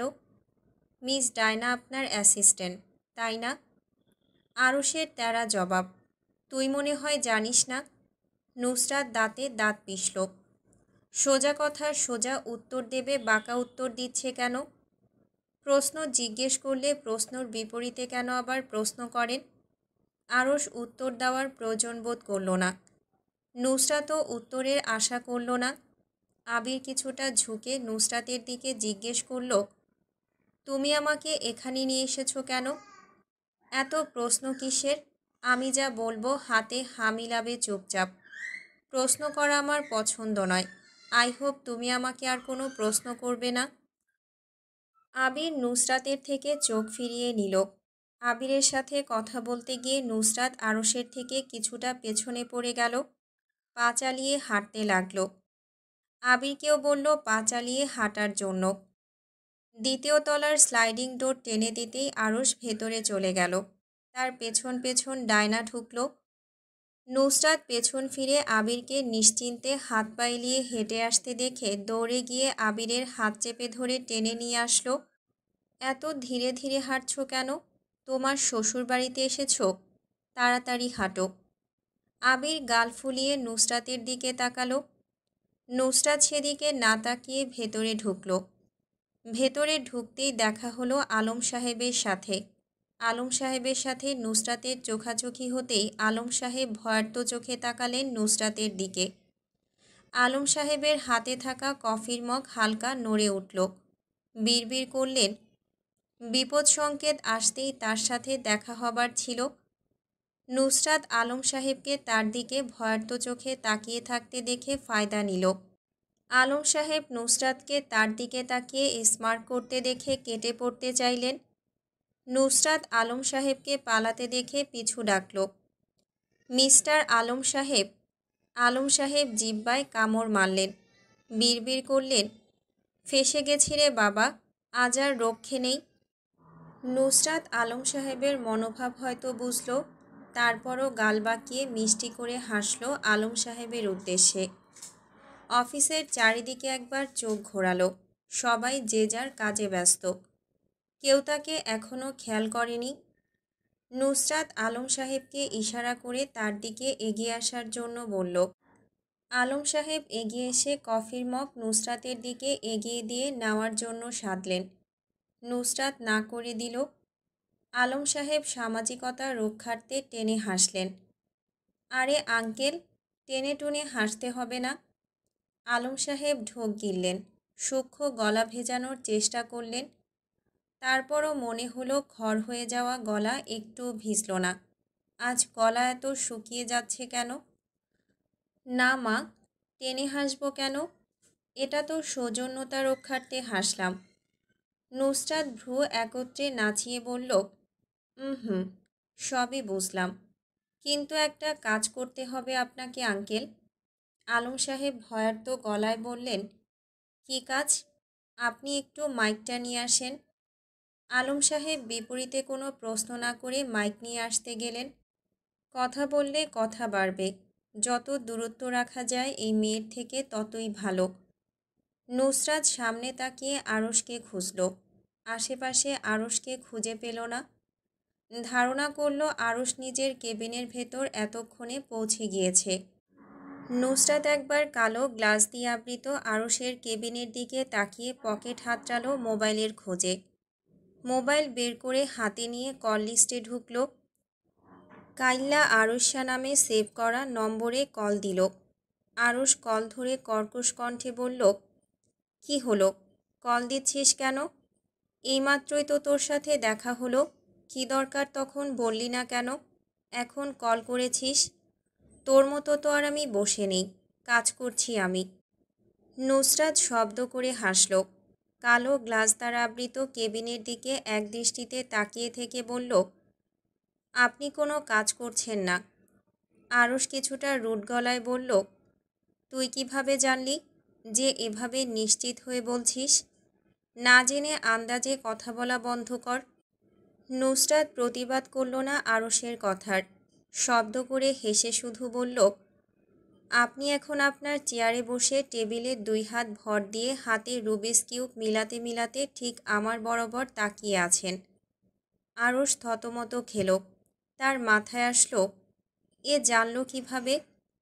নুসরাতকে মিথ্যাবাদী প্রমাণ করতে বলল, গাধার মতো কথা বলবি না। আমার হাতে রুবিক্স কিউব থাকলে আমি তোর সাথে কথা বলছি কিভাবে? আন্দাজে ঢিল ছোড়া বন্ধ কর। নুসরাত হাসল। আবির হালকা ঝুঁকে নুসরাতের কানে ফিসফিস করে কিছু বলল। নুসরাত বলল, একটু চুপ করে থাকো। আবির ঠোঁটে আঙুল রেখে চুপ থাকার মতো দেখালো। নুসরাত মুচকি হেসে আরশের কথার প্রতিউত্তর করল। মুখে হাত দিয়ে অবাক হওয়ার ভান করল। ও বাবা, আপনি তো দেখছি সব বুঝে গেছেন। কিভাবে বুঝলেন আমি আন্দাজে ঢিল ছুঁড়েছি? বাহ, আপনার কি ট্যালেন্ট! আরশ আটকে রাখা শ্বাস ছাড়ল এবার। তাহলে আন্দাজে ঢিল ছুঁড়েছে। নুসরাত আরশের আবার শ্বাস আটকে দিয়ে ভ্রু নাচিয়ে নাচিয়ে বলল, আমি যখনই বলেছি আন্দাজে ঢিল ছুঁড়েছি, আপনি তখন আপনার আটকে রাখা শ্বাস নির্বিঘ্নে ছেড়ে দিয়েছেন, তাই না? আরশ ফোন হাতে হাঁ হয়ে গেল। নুসরাত আরশের কেবিন বরাবর তীক্ষ্ণ চোখে তাকিয়ে থেকে বলল, মজা করছিলাম। এটাও আন্দাজে ঢিল মেরেছি। আলম সাহেব এরই মধ্যে মাইক নিয়ে আসলেন। নুসরাত কল কেটে দিয়ে মোবাইল পকেটে পুরল। নুসরাতের পাশে ভদ্র ছেলে সেজে হাত সামনের দিকে দিয়ে আড়াআড়ি বুকে বেঁধে চুপচাপ আবির দাঁড়িয়ে রইল। নুসরাত মাইক হাতে নিয়ে মিথ্যে কাশল। সবার দৃষ্টি নুসরাতের দিকে ফিরে গেল। নুসরাতকে মাইক হাতে নিয়ে দাঁড়িয়ে থাকতে দেখে এমপ্লয়িরা থতমত খেয়ে দাঁড়াতে গেল। নুসরাত হাত দিয়ে ইশারা করল না দাঁড়ানোর জন্য। সবাই দাঁড়াতে গিয়েও বসে গেল। আসসালামু আলাইকুম। সবাই কেমন আছেন? 1 মিনিট। আমি জানি আপনারা সবাই ভালো আছেন। ভালো আছেন বলেই এখানে এসেছেন। কষ্ট করে বলতে হবে না। আমি কি ট্যালেন্টেড দেখেছেন? আচ্ছা, যাই হোক। এখন নিজের প্রশংসা আমি আর কি করব? আমি এত ট্যালেন্টফুল ব্যক্তি। নিজের প্রশংসা করতে গিয়ে অনেক সময় আটকে যাই। কিভাবে একজন ব্যক্তি এত ট্যালেন্টফুল হতে পারে? তো আমার ট্যালেন্টের কথা বলতে গেলে অনেক সময় চলে যাবে। হয়তোবা আজকের পুরো দিন চলে যেতে পারে, তাই আর আজকে বললাম না। তো যা বলতে চাইছিলাম আর কি। নুসরাত আশেপাশে একবার তাকিয়ে নিল। কালো গ্লাস দিয়ে আরশের কেবিন আবৃত হওয়ায় ভেতরের অবস্থা বাহির থেকে দেখা গেল না, কিন্তু ভেতর থেকে আরশ বাহির পুরো ঝকঝকে পরিষ্কার দেখতে পেল। নুসরাতকে গরমিল পাকাতে দেখে উঠে দাঁড়ালো বসা থেকে। কেবিনের বাহিরে কি কথা হচ্ছে তা ভেতর থেকে শোনা যায় না, আবার কেবিনের ভেতরের কথা বাহিরে শোনা যায় না। 2 জায়গায় সাউন্ড প্রুফ হওয়ায় নুসরাত 3 আঙ্গুল তুলে আরশের কেবিনের স্লাইডিং দরজার দিকে তাকালো। মাইকের থেকে মুখ কিছুটা দূরে রেখে আঙুল দরজার দিকে তাক করে রেখে গণনা করল, 3, 2, 1। 1 বলতেই শব্দ তুলে আরশ স্লাইডিং দরজা খুলে বের হয়ে আসলো। নুসরাত হে হে করে হাসল। আরশের দিকে মাইক তাক করে বলল, আপনি কিছু বলতে চান? আরশ কপালে 4-5টা ভাঁজ ফেলে বলল, নো। নুসরাত হাসল। উচ্ছ্বসিত গলায় বলল, তা যা বলছিলাম, আমি তো আপনাদের ম্যাম। সবাই সমস্বরে বলল, জি। নুসরাত হাত তুলে গলার সাউন্ড ডাউন করার জন্য নিচের দিকে দেখালো। সবাই চুপ হয়ে গেল। নুসরাত গলার আওয়াজ বাড়িয়ে বলল, আপনাদের স্যারের মুখ দেখুন। সবাই পিছু ফিরতে নিলে নুসরাত বলল, আরে দাঁড়ান, কথা শেষ করতে দিন, তারপর তাকান স্যারের দিকে। সবাই নুসরাতের দিকে ফিরে তাকালো। নুসরাত হেসে বলল, তো যা বলছিলাম, আপনাদের স্যার যতটুকু সম্মান পান তা তো আমারও প্রাপ্য। এখন বলবেন আপনার কেন? আপনি তো ম্যাম নিউ এসেছেন, আর স্যার তো অনেক আগ থেকে এসেছে। প্রায় 7 মাস, তাই না? তো স্যার আগে আসলেও স্যার আর আমি বর্তমানে আপনাদের বস দুজনেই। কিন্তু এখানে আপনাদের স্যারকে যতটুকু আপনারা মূল্যায়ন করেন ততটুকু তো আমাকে মূল্যায়ন করেন না। আলম সাহেব বললেন, কিভাবে? নুসরাত আঙুল তুলে চুটকি মেরে আলম সাহেবকে থামস আপ দেখালো। Good question mister uncle. আপনাদের স্যারের অ্যাসিস্ট্যান্টের ব্যবস্থা করলেন, আমার কোনো অ্যাসিস্ট্যান্টের ব্যবস্থা করলেন না। এটা কি মানা যায়? এখানেই তো আপনারা বৈষম্য করে ফেললেন। উনি আগে এসেছেন বলে ওনাকে বেশি প্রায়োরিটি দেবেন, আমাকে দেবেন না। এটা তো অন্যায় করছেন আমার মতো অবলা শিশুর উপর। সবাই বলল, ঠিক ঠিক। নুসরাত মাইক হাতে নিয়ে আরশের দিকে তীক্ষ্ণ চোখে তাকিয়ে হাসল। আরশ দরজার সামনে এক হাত পকেটে পুরে বলিষ্ঠ শরীর নিয়ে নিষ্পান দৃষ্টিতে নুসরাতের পানে তাকিয়ে থাকল। দেখতে চাইল নুসরাত কতদূর যেতে পারে। রেস্টুরেন্টের চারিদিকে খাবার ছড়িয়ে ছিটিয়ে পড়ে আছে। খাবারের পাশে টেবিলও উল্টে পড়ে আছে। কিছু কিছু জায়গায় কাচও পড়ে আছে। ইসরাত রাগী চোখে মেঝের দিকে তাকানো। রাগ সামলানোর জন্য চোখ বুজে শ্বাস নিতে যাবে তখনই নিজের সামনে কারোর উপস্থিতি বুঝতে পারল। চোখ খুলে তাকানোর আগেই গালে পড়া থাপ্পড়ের জন্য নিজের জায়গা থেকে 2 পা সরে গেল সে। থাপ্পড়ের দাপটে গালে হাত দিয়ে ঝুঁকে যেতেই মেয়েটা আবার থাপ্পড় মারল ইসরাতের গালে। এবার ইসরাত ঠাই হয়ে দাঁড়িয়ে রইল নিজের জায়গায়। গালে হাত রেখে ঠোঁট বাঁকিয়ে হাসল। মেয়েটা আবার ইসরাতকে থাপ্পড় মারতে যাবে, ইসরাত মেয়েটার হাত মুচড়ে ধরল। মেয়েটাকে কিছু বুঝে উঠতে দেওয়ার আগেই 2 গালে 2টো থাপ্পড় ফিরিয়ে দিল। ইসরাতের হাতের থাপ্পড় খেয়ে মেয়েটা 2 হাত দূরে গিয়ে ছিটকে পড়ল। ইসরাত ধীরে ধীরে হেঁটে মেয়েটার কাছে গিয়ে এক পায়ে ভর দিয়ে বসল। মেয়েটা উঠে বসে ইসরাতকে পাল্টা আক্রমণ করার আগেই ইসরাত মেয়েটার 2 হাত মেঝের সাথে চেপে ধরে মোচড় মারল। হাতে মোচড় মারতেই মেয়েটা মুখ দিয়ে ব্যথাতুর শব্দ বের করে ইসরাতের উদ্দেশ্যে গালি দিল, ইউ মাদার ফাকার গাল, লিভ মি। ইসরাত মেয়েটার গাল চেপে ধরল, হাত মুচড়ে ধরে বলল, you bloody fucking gal, who are you? Look, who is defining your mother character? What are you? নিজের কথা ফিরিয়ে নে, নইলে আজ তোর এমন হাল করব তুই কেন তোর বাপ মা তোর 14 গোষ্ঠীও তোকে চিনতে পারবে না। মেয়েটা ইসরাতের থেকে মুখ ফিরিয়ে নিল। ইসরাত গাল চেপে নিজের দিকে মেয়েটার মুখ নিয়ে আসলো। মেয়েটা ইসরাতের হাত থেকে নিজের মুখ সরানোর চেষ্টা এখনও জারি রেখেছে। ইসরাত ভ্রু একত্রিত করে আবার বলল, নিজের কথা ফিরিয়ে নে, না হলে আজ তোর কী হবে আমি নিজেও চিন্তা করতে পারছি না। জাইন ওয়াশরুম থেকে বের হয়ে ধীরে সুস্থে এদিকে আসছিল। তাদের টেবিলের আশেপাশে সবাইকে গোল হয়ে দাঁড়িয়ে থাকতে দেখে অবাক হলো।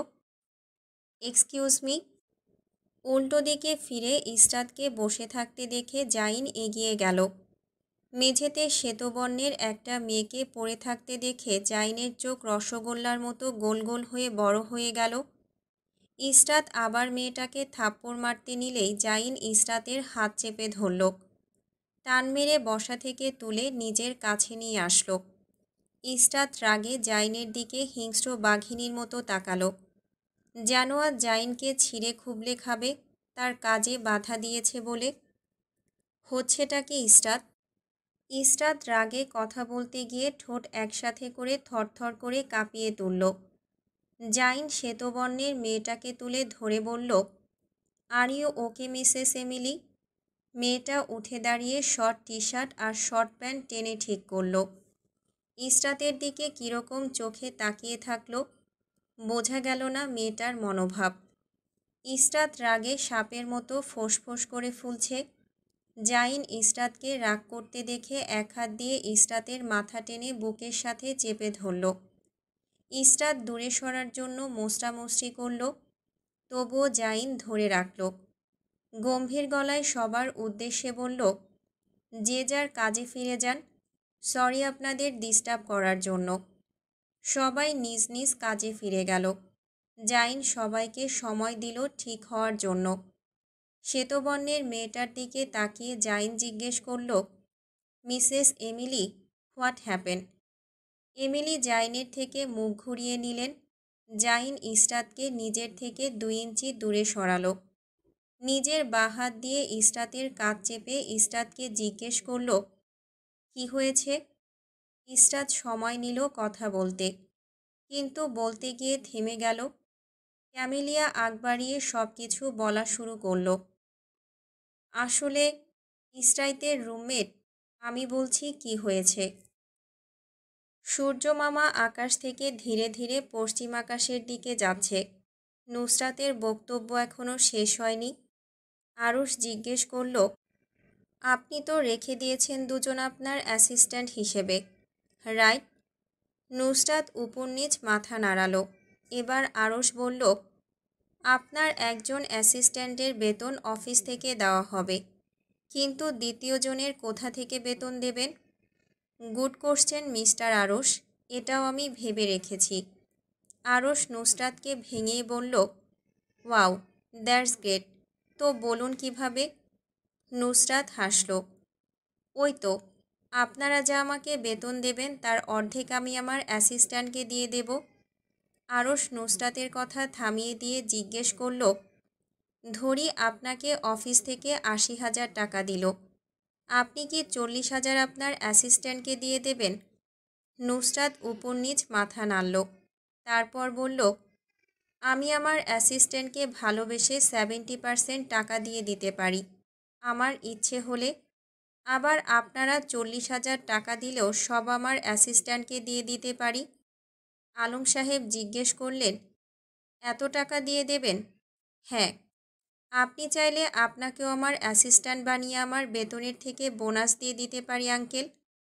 না মা, আমার লাগবে না। আরুষ নিজের গলা যথেষ্ট কড়া করে বলল, মিসেস নুসরাত, আপনার নিজেরই তো কেবিন নেই, আপনার অ্যাসিস্ট্যান্টের কেবিনের কোথায় ব্যবস্থা করবেন? মিস্টার আরুষ, চিন্তা করবেন না। আবিরকে ইশারা করে বলল, ওকে দেখেছেন? ও আমার সাথে আপনার কেবিনে সোফার উপর বসে থাকবে। আর মিসেস রুবাকে আপনার এত বড় কেবিন আছে না, ওখানে কোনো কোনায় ছোট একটা জায়গা দিয়ে দিলেই হবে, উনি ওখানে বসে কাজ করবেন। আমি আপনাকে আর আপনার একজন অ্যাসিস্ট্যান্টকে জায়গা দিয়ে দিলাম আপনার কথা চিন্তা করে, কিন্তু আরেকজনকে কেন দেব? নুসরাত তাচ্ছিল্য করে বলল, না দিলে না দেবেন, আমার তো কোনো সমস্যা নেই। আমি আরও একটা প্ল্যান করে রেখেছি মিসেস রুবার জন্য। আরুষ কৌতূহল হয়ে জিজ্ঞেস করল, কী প্ল্যান? সেটা না হয় প্ল্যানটা কার্যকর হলেই দেখবেন। তাহলে আজকের আলোচনা এখানেই শেষ হলো। সবাই যে যার কাজে যান। সবাই নিজ নিজ ডেস্কে ফিরে গেল। আরুষ নিজের কেবিনে ঢুকে গেল। নুসরাতও তার পিছু পিছু আবিরকে নিয়ে আরুষের কেবিনে ঢুকে গেল। ক্যামেলিয়া সব কিছু খুলে বলল। জাইন এমিলির দিকে অবাক দৃষ্টিতে তাকিয়ে থেকে জিজ্ঞেস করল, আপনি এরকম কেন করলেন মিসেস এমিলি? এরকম আক্রমণাত্মক হয়ে উঠলেন কেন? ইসরাতের ভুল কী ছিল? এমিলি চোখ মুখ শান্ত করে বলল, I am sorry Mr Zain, আমার মিসআন্ডারস্ট্যান্ডিং হয়ে গিয়েছিল। জাইন ভ্রু বাঁকিয়ে জিজ্ঞেস করল, কীরকম মিসআন্ডারস্ট্যান্ডিং হয়েছে আপনার? আমি তোমাকে পেছন থেকে দেখে মনে করেছি জোসেফ ও অন্য মেয়ের জন্য আমাকে চিট করছিল, তাই এরকম উগ্র আচরণ করে ফেলেছি। আমি অ্যাগেন সরি মিস্টার জাইন। ইসরাতের দিকে আঙুল তুলে এমিলি জিজ্ঞেস করল, who is she, your girlfriend? Zain ইসরাতকে টেনে আরেকটু কাছে নিয়ে আসলো। ইসরাতের পিঠ নিজের বুকের সাথে লাগিয়ে বলল, আমার wife, Mrs Israt Zain. Emily হাত মুঠো করে ফেলল। দাঁতে দাঁত চেপে রুড হয়ে বলল, are you married Zain? Yeah ma'am. Emily কোনো রকম দাঁতে দাঁত পিষে বলল, oh, congratulations Mr Zain, and again sorry your wife, আমার খারাপ আচরণের জন্য। জাইন বিল পে করল। ক্ষতিপূরণ দিতে গেলে এমিলি দিতে দিল না। তার কথা তার জন্যই এসব হয়েছে। সে এর ক্ষতিপূরণ করবে। জাইন এমিলির কাছে হার মানল। অগত্যা বিল পে করতে দিল এমিলিকে। জাইন ইস্টাতকে এখনও চেপে ধরে আছে নিজের সাথে।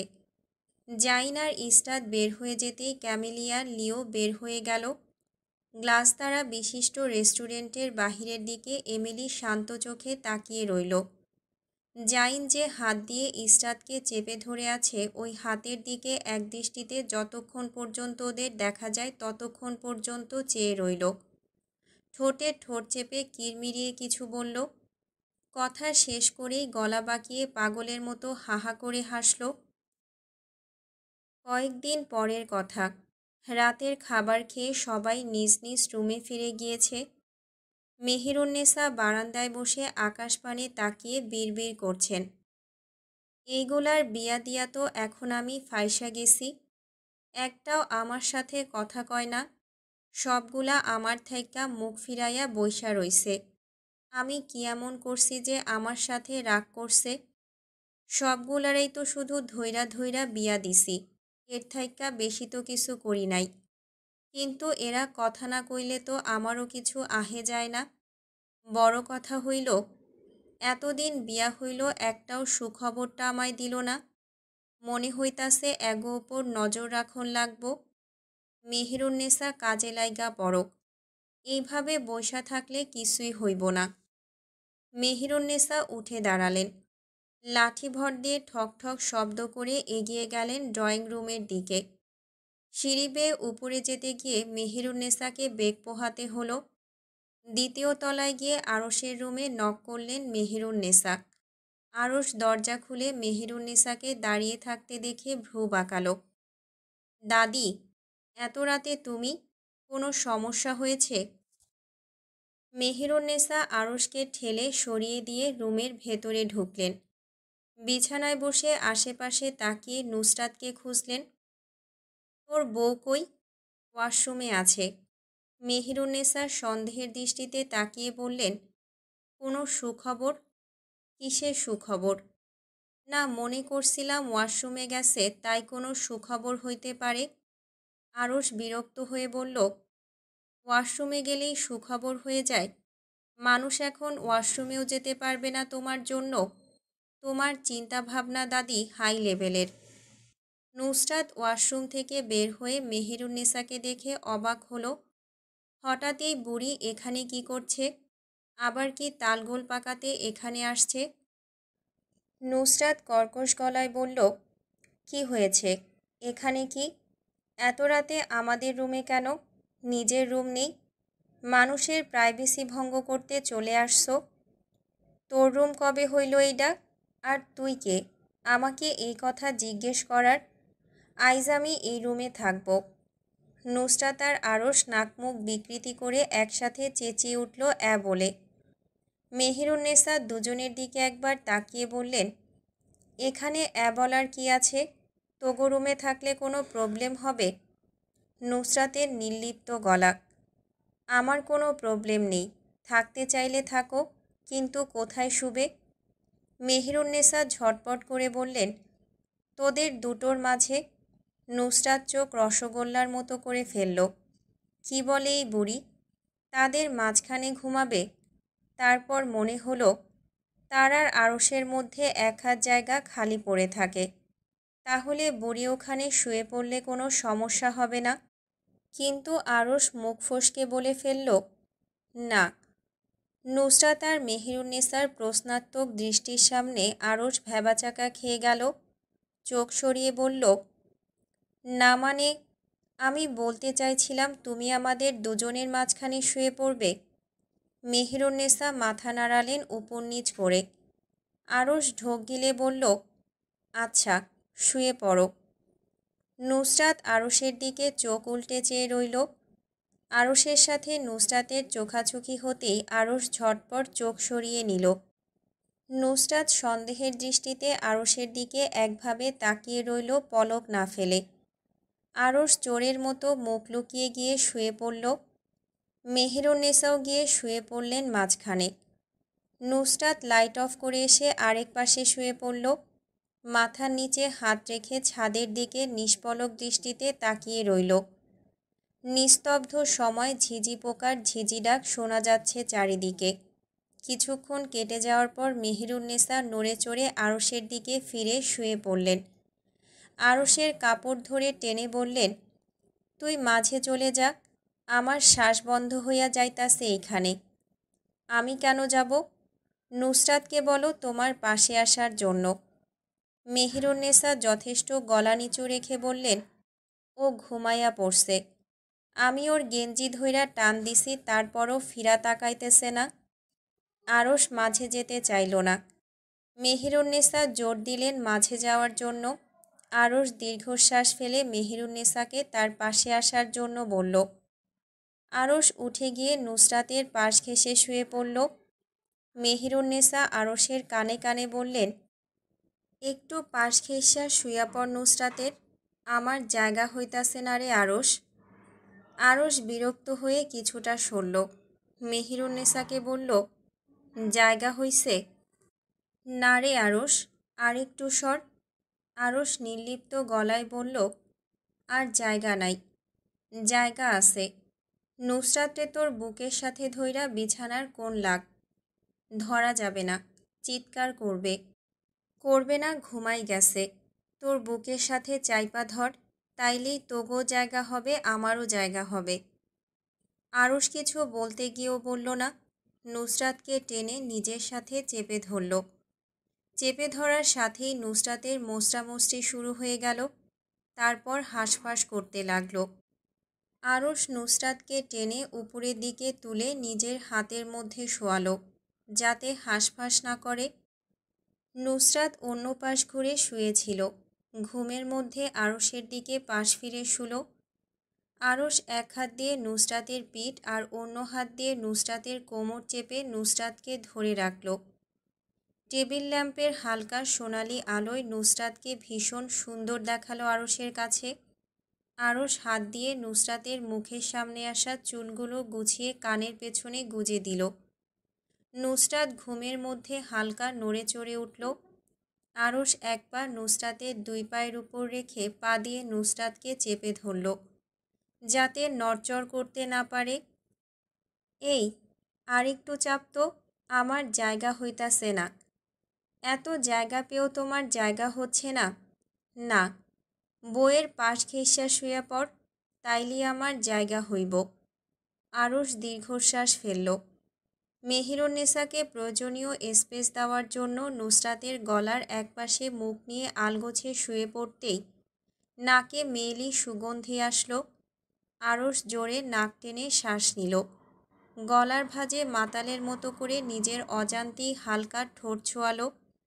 তারপর চোখ বুজল ওভাবেই নুসরাতের গলার ভাঁজে। মধ্যরাত নিয়ন বাতির ঘোলাটে আলো জানালার পর্দার ফাঁক-ফোকর দিয়ে রুমে প্রবেশ করছে।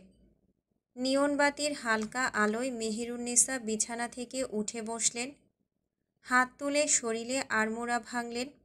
মাথা ঘুরিয়ে আরশ আর নুসরাতের দিকে একবার তাকিয়ে ঠোঁট চেপে মুচকি হেসে লাঠি দিয়ে ঠক ঠক শব্দ তুলে রুম থেকে বের হয়ে গেলেন। সকাল ৯টা বেজে ৪৪ মিনিট। জাইন অফিসে চলে গিয়েছে, প্রায় ১০ মিনিট হবে। ইসরাত আগের তুলনায় শরীর ভালো হওয়ায় রেস্টুরেন্টে যাওয়ার জন্য রেডি হচ্ছে। ইতিমধ্যে ইসরাত ক্যাবও বুক করে নিয়েছে।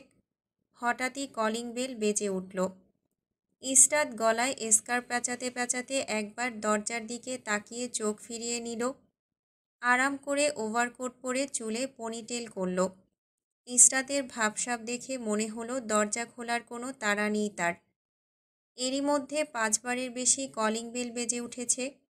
ইসরাত গরম পানির পট আর শুকনো মরিচের গুঁড়ো ব্যাগে ঢুকিয়ে ধীরে সুস্থে রুম লক করে বের হলো। বের হওয়ার আগে চেক করে নিল পাসপোর্ট সাথে আছে কিনা। ইসরাত সবসময় সাথে এনআইডি কার্ড, পাসপোর্ট সহ আত্মরক্ষার জিনিস নিজের সাথেই ক্যারি করে। কখন কোন বিপদ হয়ে যায় বলা যায় না, তাই নিজের সাথে সব কিছু রাখে। বাহির থেকে অনবরত কলিং বেল বেজে যাচ্ছে। ইসরাত একবার দরজার দিকে তাকিয়ে পায়ে শু পরে নিল। বাহিরের মানুষটার অনেক তাড়া ভেতরে আসার। ইসরাতের কাছে তাই মনে হলো। না হলে একবার না থেমে কেন অনবরত কলিং বেল দিয়েই চলেছে। কলিং বেলের ওপর থেকে মনে হচ্ছে হাতই সরছে না। ইসরাত অলস ভঙ্গিতে দরজার দিকে এগিয়ে গেল। দরজার হ্যান্ডেলে ধরে মোচড় মারতেই ওপাশের ব্যক্তি ক্ষিপ্ত ভঙ্গিতে ইসরাতকে থাপ্পড় মারতে নিল। ইসরাত হঠাৎ এমন আক্রমণে তাজ্জব বনে গেল। চোখ গোল গোল করে তাকিয়ে থেকে সামান্য নিচের দিকে ঝুঁকে গেল। মেয়েটা অশ্রাব্য ভাষায় ইসরাতকে গালি দিচ্ছে। You bitch, how could you take Zain away from me. Israt তাচ্ছিল্যের হাসি হাসল। মেয়েটা ইসরাতকে ঠোঁট বাঁকিয়ে হাসতে দেখে গালি দিল, you bloody bitch, don't smile. Israt তবুও হাসল। মুখ আর কান লাল হয়ে গিয়েছে ততক্ষণে। সেকেন্ডের সাথে ইসরাতের মুখের রিয়াকশন চেঞ্জ হয়ে গেল। মেয়েটা ইসরাতকে হাসতে দেখে থাপ্পড় মেরে বসল। ইসরাতকে ধাক্কা দিয়ে অ্যাপার্টমেন্টে ঢুকে গেল। ইসরাত শুধু মেয়েটার দিকে তাকিয়ে রইল। পেছন থেকে কিছুক্ষণ মেয়েটার দিকে তাকিয়ে থেকে বিশ্রী হাসি হাসল। আরশের ঘুম ভাঙল সকাল ৮টার দিকে। মুখে গরম বাতাসের ছোঁয়া।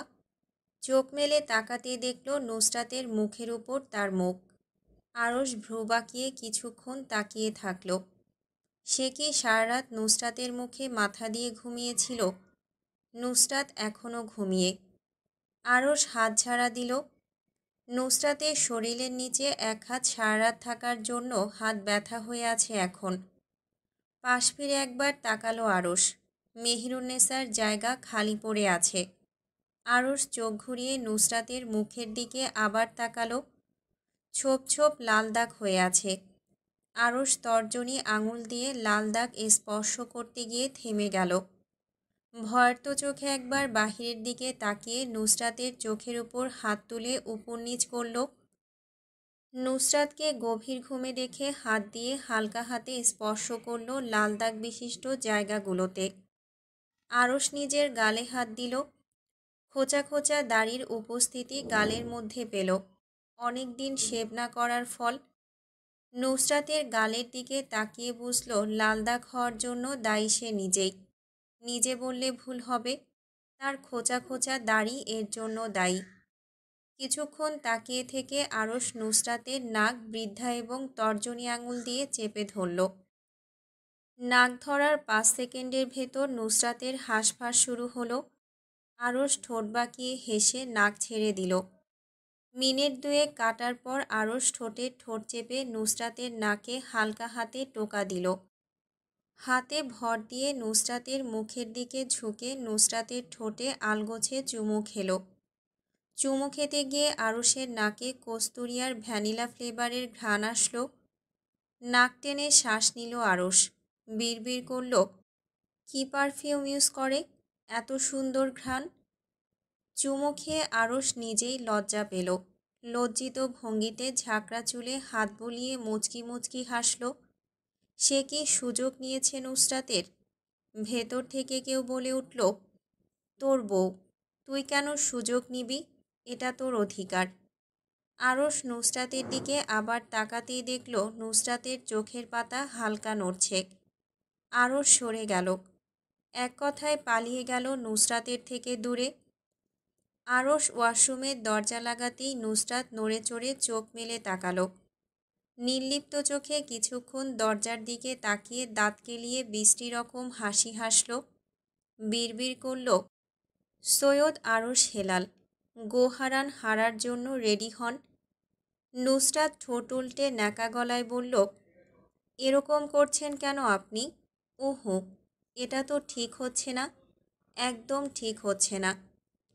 নুসরাত মুখ দিয়ে চুকচুক করল।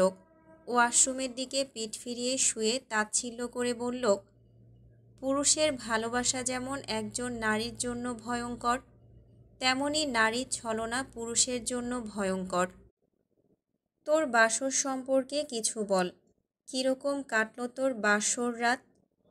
বাসর রাত বলতে গিয়ে মম একটু টেনে টেনে বলল। নুসরাত ভ্রু বাঁকিয়ে তাকালো।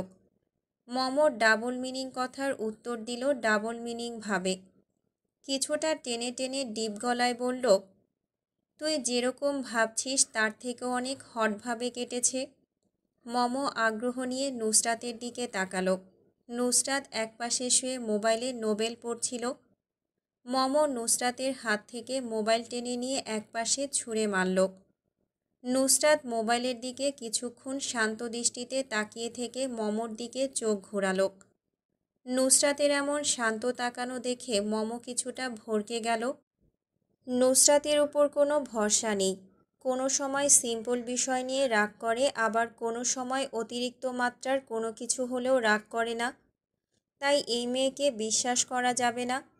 মম আমতা আমতা করে বলল, কিরে বোন, এভাবে তাকাচ্ছিস কেন? মনে হচ্ছে ছিঁড়ে খেয়ে ফেলবি আমায়। নুসরাত শান্ত গলায় বলল, কি? মম কিছু বলার আর সাহস পেল না। মুখ লটকে চোখ অন্যদিকে ফিরিয়ে বলল, কিছু না। নুসরাত এবার উচ্চ শব্দে হেসে উঠল। মম নুসরাতের দিকে রাগ করেও তাকালো না। নুসরাত হেসে হেসে বলল, বল কি বলবি? মম মুখ ঘুরিয়ে রাখল, কথা বলল না। নুসরাত নাক মুখ বিকৃতি করে বলল, ন্যাকামি করবি না। তোদের মতো বুড়ো মেয়েদের ন্যাকামি করতে দেখলে ইচ্ছে করে পশ্চাৎ দেশে লাথি মেরে সৌরজগতে পাঠিয়ে দিতে। বুড়ো হয়ে যাচ্ছে, এখনও ঢং করছে বাচ্চাদের মতো করে। তোর তুলনায় বাচ্চারা তো আরও বেশি ম্যাচিওর। মম নুসরাতের কাছ থেকে বিন্দুমাত্র পাত্তা না পেয়ে মুখ লটকে এসে নুসরাতের পাশ ঘেঁষে শুয়ে পড়ল। মম শোয়ার মিনিট 3 কাটার পর নুসরাত বলল, দূরে গিয়ে শুয়ে পড়। আমার সাথে লেগে শুবি না? আমার কীরকম লাগে। মম এবার চেতে গেল। নুসরাতকে 2 হাতের মধ্যে বন্দি করে শুয়ে পড়ল। নুসরাত মমর কাছ থেকে সরার চেষ্টা করল। মম ছাড়ল না নুসরাতকে। নুসরাত ধীরে ধীরে হাত তুলে মমর টি শার্টের উপর থেকে ইনারের ফিতা চেপে ধরে টেনে ধরল। 2 সেকেন্ড ইনারের ফিতা ধরে রেখে ঠাস করে ছেড়ে দিল। ব্যথায় মম চিৎকার করে উঠল, এই বাল, ছাড়। আহ, ব্যথা পাইছি। আম্মু গো, বালডা ছাড় আমারে। তুই আমার লজ্জা হরণ করতে চাইছিস? ছাড় বলছি। না, এখন ছাড়বো কেন? আয়, জড়িয়ে ধর আমায়। তোর না শখ আমাকে জড়িয়ে ধরার? আয় আয়। নুসরাতকে ধাক্কা দিয়ে মম উঠে বসল। নুসরাত ছেলেদের মতো চোখ বাঁকিয়ে মমর শরীরের উপর থেকে নিচের দিকে তাকালো। এক চোখ ছোট করে মমর বুকের দিকে তাকিয়ে ঠোঁট বাঁকিয়ে হাসল। ছি, আরশ ভাইয়া একটা ছেলেরূপী মেয়েকে বিয়ে করে নিয়েছে। একজন মেয়ের লজ্জা হরণ করতে তোর লজ্জা লাগলো না? কি মেয়ে রে বাবা! আমি তো সন্দেহাতীত তুই না আবার আরশ ভাইয়ার ভার্জিনিটি হরণ করে নিয়েছিস। নুসরাত এবার ঠোঁট বাঁকিয়ে হাসল। ভ্রু নাচিয়ে মমর দিকে হাত বাড়িয়ে তাকালো। মম নুসরাতের থেকে কিছুটা গুলুমুলু হওয়ায় নুসরাতের হাত চেপে ধরে নুসরাতকে উল্টে ফেলে দিল বিছানার উপর। মম নুসরাতের হাত পৃষ্ঠদেশে চেপে ধরল। নুসরাত চিৎকার করে উঠল। হাত ছাড়ানোর চেষ্টা করে মমর উদ্দেশ্যে বিশ্রী গালি ছুঁড়ে বলল, এই শালি, ছাড় আমাকে। একবার ছাড়, দেখবি কি করি। থাপড়ে তোর চেহারার নকশা বদলে দেব। বড় বোনের উপর অত্যাচার করছিস? তোর থেকে 2 মাস 2 দিনের বড় আমি। নুসরাতের চিৎকার শুনে আরশ রুম থেকে দৌড়ে বের হলো। ইরহামের রুমের দিক থেকে চিৎকারের শব্দ আসছে বলে তাড়াতাড়ি পা চালিয়ে ইরহামের রুমের দিকে এগিয়ে গেল। মম নুসরাতের ওভারসাইজ টি শার্টের উপর দিয়ে পিঠে কিছু খুঁজল। নুসরাতকে অতিরিক্ত নড়াচড়া করতে দেখে এক হাত দিয়ে নুসরাতের হাত পৃষ্ঠদেশে চেপে নিজের 2 পা তুলে আরাম করে নুসরাতের পিঠের উপর বসল। তোর জামাইয়ের উপর বসেছিস? শালি নাম, ব্যথা পাচ্ছি তো। এরকম গন্ডারের মতো শরীর নিয়ে আমার মতো অবলা নারীর উপর উঠে বসেছিস কেন? আমার মতো অবিবাহিত নারীকে মেরে ফেলতে চাচ্ছিস তাই? আমি কিন্তু এখনও বিয়ের লাড্ডু খাইনি। বই নাইমা যা, আমি মরার আগে। আমার ভবিষ্যৎ বাচ্চাদের জন্য হলেও নেমে যা। মমকে পিঠ থেকে নামতে না দেখে নুসরাত নিচের দিক থেকে পা তুলে মমকে লাথি মারতে নিল, কিন্তু পারল না। মম নুসরাতের পিঠে ইনারের ফিতা খুঁজতে লাগল। ফিতা খুঁজে না পেয়ে ভ্রু কুঁচকে গেল। বিভ্রান্ত হয়ে বলল, তোর ইনারের ফিতা কোথায়? নুসরাত দাঁত কেলিয়ে হাসল। মম পিঠের উপর বসায় শ্বাস টেনে ফেলে বলল, ইনার থাকলে না ফিতা পাবি। মম হতবিহ্বল হয়ে কথা বলার ভাষা হারিয়ে ফেলল। নুসরাতের দিকে চোখ বড় বড় করে তাকিয়ে বলল, মানে কি ভাই? নুসরাত সুযোগ নিল মমর অন্যমনস্ক থাকার। হাত টান দিয়ে ছুটিয়ে নিয়ে এসে মমকে পায়ের সাথে পা চেপে উল্টে ফেলে দিল বিছানায়। নুসরাত শোয়া থেকে উঠে বসে কোমর চেপে ধরল। হাত তুলে শরীরের আড়মোড়া ভেঙে চুল হাত খোপা করতে করতে বলল, আমি ইনার পরি না। দরজার বাহির থেকে আরশ গলা ফাটিয়ে অবাক গলায় জিজ্ঞেস করল, কি? নুসরাত আর মম একসাথে দরজার দিকে ফিরে তাকালো। মম একাকার সমান লজ্জা নিয়ে রুম থেকে বারান্দায় পালালো। নুসরাত আরশের দিকে নির্লিপ্ত চোখে কিছুক্ষণ তাকিয়ে থেকে চোখ সরিয়ে নিল। আরশের মুখ এখনো হাঁ হয়ে আছে। এত বড় শক্ট বেচারা নিতে পারেনি। হাত দিয়ে মুখ মুছে নিয়ে চুল পেছনের দিকে ঠেলে দিয়ে তীক্ষ্ণ চোখে তাকালো নুসরাতের দিকে। নুসরাত ঠান্ডা গলায় বলল, মুখ বন্ধ করুন, মশা ঢুকে যাবে। আরশ মুখ লটকে নুসরাতের দিকে তাকালো। ঢোক গিলে নুসরাতকে জিজ্ঞেস করল, আমি যা শুনেছি তা কি সত্যি? তুই জাইনের জীবন থেকে সরে যা। ইসরাত শান্তভাবে হেঁটে গিয়ে সোফার উপর বসল। মেয়েটা ইসরাতকে বসতে দেখে পায়ের উপর পা তুলে বসল। ইসরাত হাসল গাল বাঁকিয়ে। সামনে থাকা কাচের টেবিলের উপর দুই পা তুলে ক্রস করে রাখল। পায়ের মাঝখানে রাখল মেয়েটার মুখ। গলা যথেষ্ট শান্ত রেখে কথা বলল ইসরাত, কিভাবে সাহায্য করতে পারি আমি আপনাকে, মিসেস জোসেফ এমিলি? ইসরাত টেনে টেনে এমিলির নাম বলল। চোখ মুখ বাঁকিয়ে এমিলির পানে নির্লিপ্তভাবে তাকিয়ে রইল। এমিলির কাছে মনে হলো ইসরাত তাকে নিয়ে মজা করছে। এমিলি চিৎকার করে দাঁড়িয়ে গেল, ইউ বিচ, তুমি আমার কাছ থেকে জাইনকে কেড়ে নিয়েছ। ইসরাত চোখ ছোট ছোট করে তাকালো এমিলির দিকে। এমিলি ইসরাতের তীক্ষ্ণ চোখে তাকানো দেখে ভড়কে গেল। ইসরাত নিজের দিকে আঙুল তুলে বলল, ও রিয়েলি? তুমি আমাকে দুশ্চরিত্রা বলছো? আগে নিজের দিকে একবার তাকাও। নিজে কি তুমি? স্বামী থাকা সত্ত্বেও অন্যের জামাইয়ের দিকে চোখ দিচ্ছ। ছি, কি ঘৃণ্য তুমি। ডাস্টবিনের নোংরা কিটো তোমার থেকে পরিষ্কার। ইসরাত বমেট করার মতো মুখ করল। এমিলি চিৎকার করে ইসরাতের দিকে এগিয়ে আসতে নিলে ইসরাত বলল, ওহো, সামনের দিকে এগোনোর চেষ্টা করবে না, আর এক পা বাড়ালে আমার দিকে আস্ত পা নিয়ে অ্যাপার্টমেন্টের বাহিরে যেতে পারবে না। আমাকে মোটেও অবলা মনে করবে না। একটা থাপ্পড়ের বদলে 10টা থাপ্পড় ফিরিয়ে দেওয়ার অ্যাবিলিটি আমি রাখি। সো নিজের সীমা লঙ্ঘন করার একদম চেষ্টা করবেন না, মিসেস এমিলি। এমিলি ইসরাতের দিকে কাত হয়ে তাকিয়ে কানাইন দাঁত বের করে অদ্ভুত হাসল। বুঝল ইসরাতের সাথে হাত দিয়ে পারা যাবে না। যা করতে হবে সব মুখ চালিয়ে করতে হবে। এমিলি ইসরাতের দিকে তাকিয়ে তাকিয়ে গিয়ে সোফার উপর বসলো আবার আরাম করে। টেবিলের উপর থেকে এক গ্লাস পানি নিয়ে খেলো।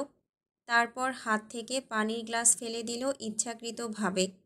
মুখ দিয়ে শব্দ করল, উপস।